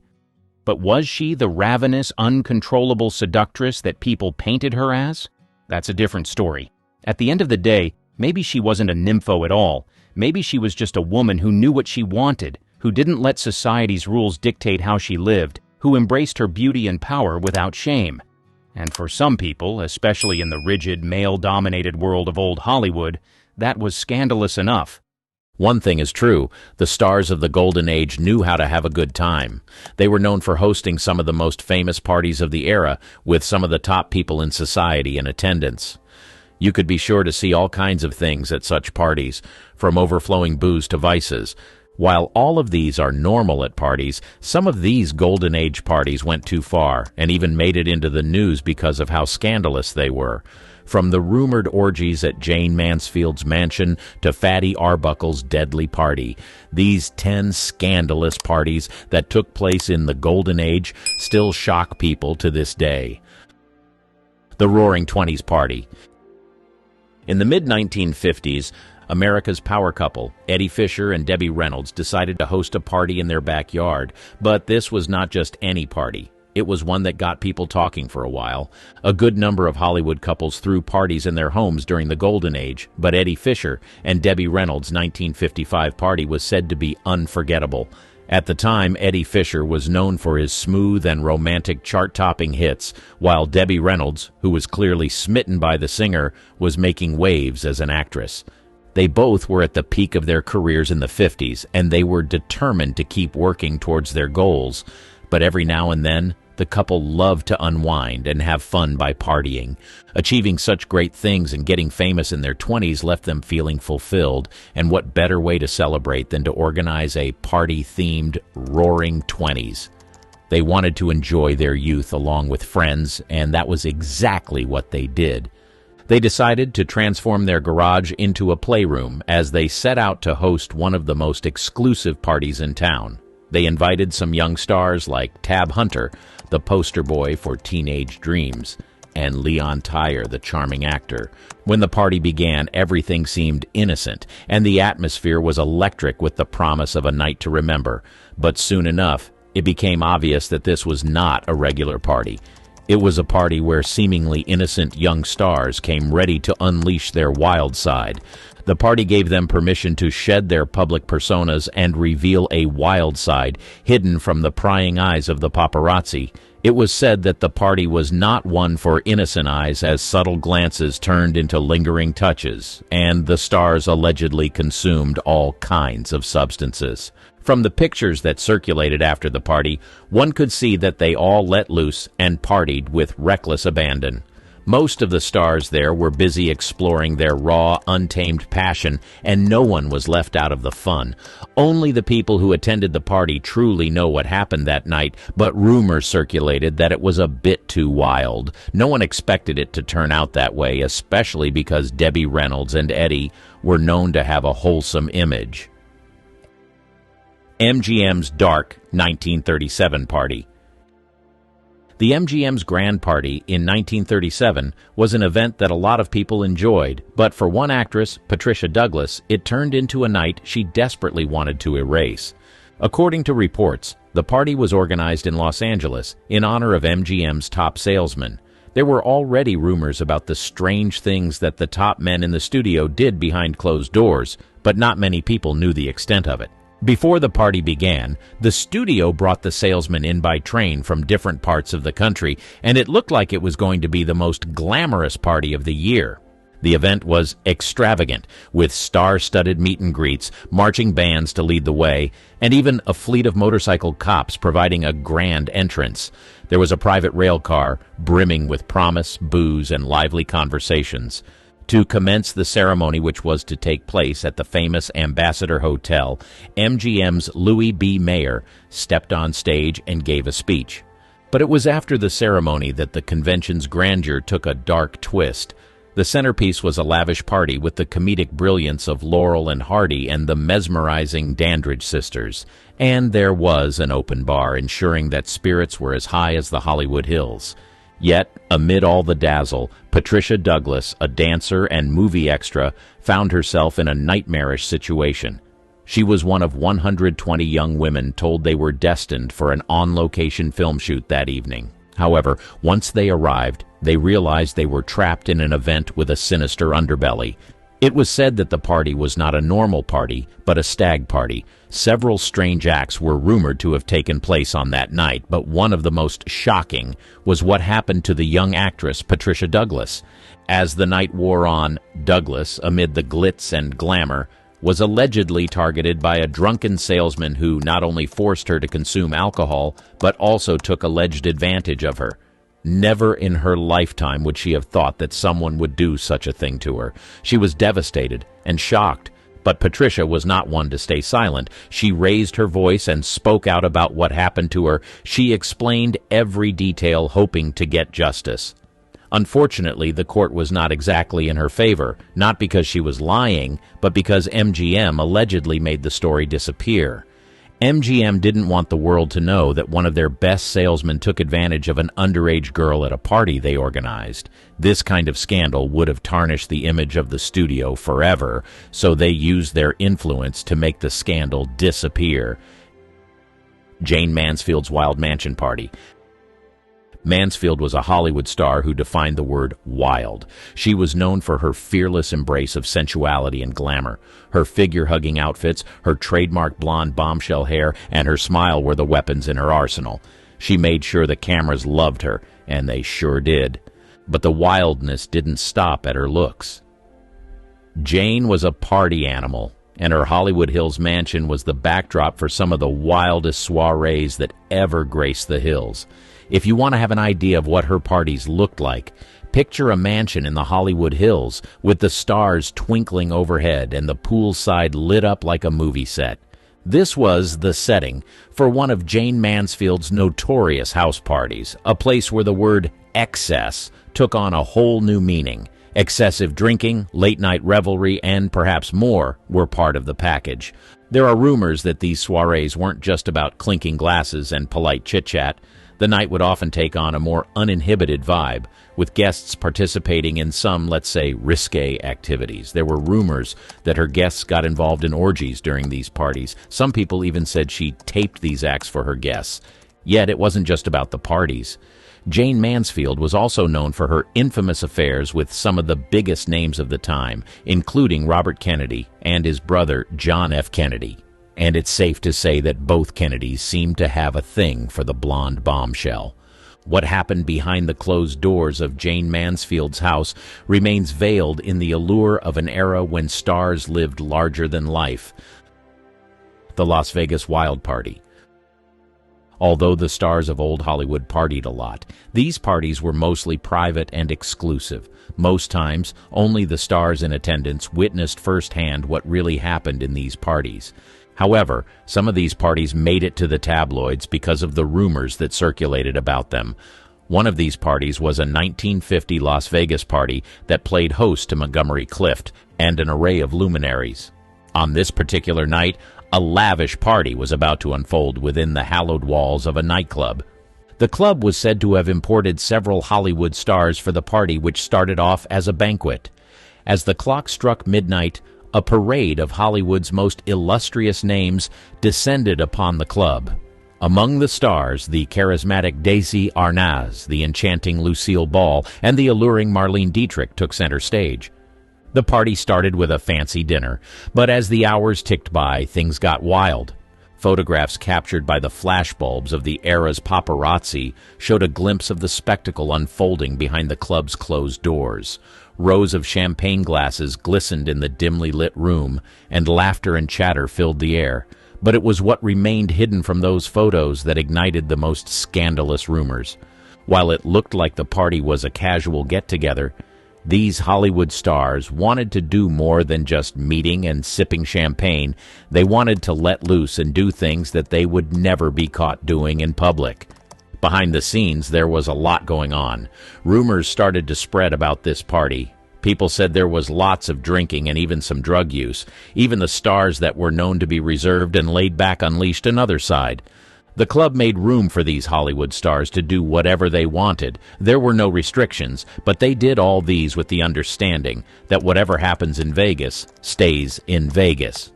From every indication, the party turned into something wilder than anyone expected. The stars, known for their perfect public images, took off their masks, let loose, and did things that were a bit scandalous. Errol Flynn's weird parties. Because of how wild and wayward Errol Flynn was as a child, his own mother had a hard time coping with him. As a result of this, their relationship was rocky, and she even referred to him as the devil for some weird reason. Interestingly, Errol grew up to become an adventurous man who did not live by the rules, and he became a party animal too. While his career was thriving, the actor was hosting all kinds of parties in his mansion, and most of these parties were scandalous. Almost every week he came together with the likes of Clark Gable, David Niven, and Olivia de Havilland to party. It was alleged that some of these stars even enjoyed watching the wild animals at the back of Flynn's house. It was said that his mansion was a sprawling Spanish-style abode with hidden alcoves and secret passageways. It's the perfect setting for a night of revelry. Now it's said that the drinks flowed freely at Flynn's parties, and it wasn't just your run-of-the-mill cocktails. We're talking about top-shelf liquor and champagne that never seemed to run out. The laughter and the clinking of glasses were only rivaled by the sound of jazz music filling the air.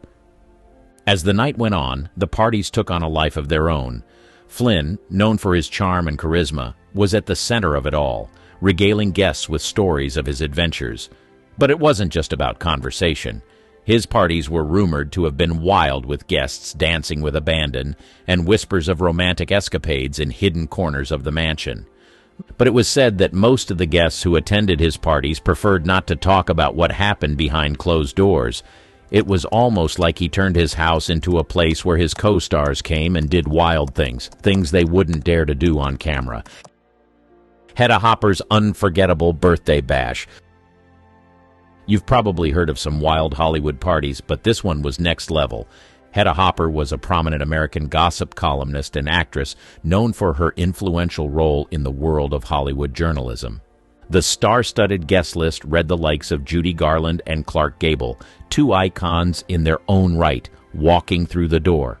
You can imagine the paparazzi bulbs popping like crazy, capturing every moment of what was shaping up to be a legendary night. The setting was as lavish as they come. We're talking about decorations that could rival the grandeur of a blockbuster film set. The champagne was excess, and there was an air of decadence hanging heavy in the room. However, the party wasn't just about mingling and sipping bubbly. It was rumored that the drinks were more than just cocktails. They were a one-way ticket to the wildest stories you'd ever hear. The excessive drinking was almost a given, and the night seemed to unravel into one for the Hollywood history books. The details of what exactly went down have been hushed over the years, reminding us that sometimes what happens in Hollywood stays tantalizingly behind closed doors. Joan Crawford's 1951 party. Let's step back in time to 1951 when the glamour of Hollywood was in full swing. A party to remember was in the works, and the star of the show, none other than Joan Crawford herself. The party took place at Stork Club, New York, but it was not your regular party. The Stork Club in Hollywood is a name that resonates with late-night revelry and the kind of extravagance that only old Hollywood could conjure. This was the place where Frank Sinatra crooned, Marilyn Monroe dazzled, and Humphrey Bogart owned the night. But that fateful night, Joan Crawford was the star of the night. Joan Crawford was known for being one of the most prominent and versatile actresses in the golden age of Hollywood. She was celebrated for her remarkable career, spanning several decades, and was renowned for her roles in films like Mildred Pierce, Possessed, and The Woman. The actress was also said to be a free spirit. When it came to partying, she did whatever she pleased. So on that starry night, Joan Crawford arrived at the Stork Club in grand style, ready to let loose and paint the town red. Rumor had it that the party took a wild turn. The party may have looked like an innocent gathering on the surface, but it was nothing close to innocent behind closed doors. After the party, photographs from the party began to circulate like wildfire and showcased Joan, the epitome of Hollywood elegance, letting her hair down, indulging in vices, and having the time of her life. It was a party where some glamorous stars had their moments of wild abandon. Sophia Loren's Los Angeles party. It was the year 1957, and Sophia Loren was throwing a party that was about to go down in Hollywood's history. If you've ever seen that iconic snapshot of Sophia eyeing Jane Mansfield's daring cleavage, well, that's just a sneak peek of what was in store that fateful night. The Paramount Pictures lot was buzzing with anticipation, all for the lady of the hour, Sophia Loren. You see, this wasn't your average soiree. This was an ode to glamour, star power, and a touch of wildness. Hollywood bombshells and the creme de la creme of Tinseltown's leading men were in attendance. The guest list read like a Hollywood Walk of Fame. But it wasn't just the people in attendance that caught people's attention. It was the things that they indulged in. If there was a queen of wild parties, it would be her. And guess what? She was there, right by Sophia's side. You just knew this night was about to take a walk on the wild side. The pictures from the party showed that Jane Mansfield had let go completely and was ready to have a good time. Behind those closed doors, things were heating up. People indulged in vices, puffing on cigarettes and sipping cocktails like there was no tomorrow. The air was thick with laughter, secrets, and that unmistakable Hollywood magic. People whispered about clandestine affairs, hidden rendezvous, and wild antics that made this party legendary. The truth is, it played out just like any other wild Hollywood soiree, excess, indulgence, and stories to tell for years to come. Sophia Loren's 1957 party was a night to remember, or maybe one to forget, depending on how much you indulged. The Wild Garden of Allah party. The Garden of Allah was a grand stage for Hollywood's wildest rendezvous in the 1920s and 30s. This wasn't just a hotel, it was a swirling maelstrom of glamour, gin, and gossip. The things that happened in this hotel would shock anyone who wasn't part of Hollywood's elite. Imagine stepping through the hotel's grand entrance, the faint strains of jazz dancing in the air. The lobby, adorned with Art Deco splendor, was calm before the storm. Once you entered the heart of the hotel, the real revelry began. This was the place where the likes of Errol Flynn partied. Excessive drinking was practically a Garden of Allah ritual. The bartender, a maestro of mixology, concocted cocktails that could make Hemingway blush. As the night aged, so did inhibitions. The stars, whether Fitzgerald with his novels or Flynn with his swashbuckling charm, were no strangers to the allure of a well-filled glass. But it wasn't just the booze that flowed there. It was secrets and scandals, too. You'd find affairs blooming amidst the potted palms, trysts concealed behind heavy velvet curtains. Stars whispered sweet promises under dim chandeliers, knowing full well that the dawn would uncover their transgressions. Gossip flowed through the garden like the wine in their glasses. In 1930, a notorious party at the Garden had F. Scott Fitzgerald at the center of a fiery altercation.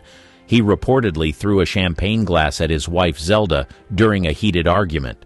The party didn't just end in a whisper, it made headlines across the nation. These parties were wild. The Garden of Allah was a melting pot of vice and virtue, an incubator for scandal and salacious stories. Imagine, in the 1920s and 30s, the world was emerging from the constraints of prohibition, and Hollywood had a thirst to quench. If you'd attended, you'd be swept into a tempest of cocktails and carousing, where the laughter was raucous, the music was intoxicating, and the shadows concealed more than you could imagine. It was a place where stars shone brightest and fell hardest, where Hollywood's secrets and sins were laid bare under the California stars. These parties were a whirlwind of decadence and debauchery, where the only rule was to indulge in every whim. The excesses of the Marion Davies Beach House. On the sun-kissed shores of Santa Monica in the 1920s, that's where you'd find the exclusive world of Marion Davies Beach House bashes, where the newspaper magnate William Randolph Hearst and his mesmerizing mistress Marion Davies played host to extravagant gatherings that redefined the very essence of opulence. It was in this very house that a Hollywood star almost got shot. The scene was set against the backdrop of the Pacific Ocean, where golden sands met the blue horizon. The likes of Charlie Chaplin, the silent film maestro, and Greta Garbo, the enigmatic siren, were said to have partied there.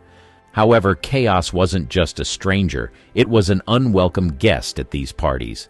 The very extravagance that made these parties legendary also made them vulnerable to spiraling into mayhem. It wasn't unusual for the evening to end in a storm of shouting, shoving, and sometimes even broken glasses.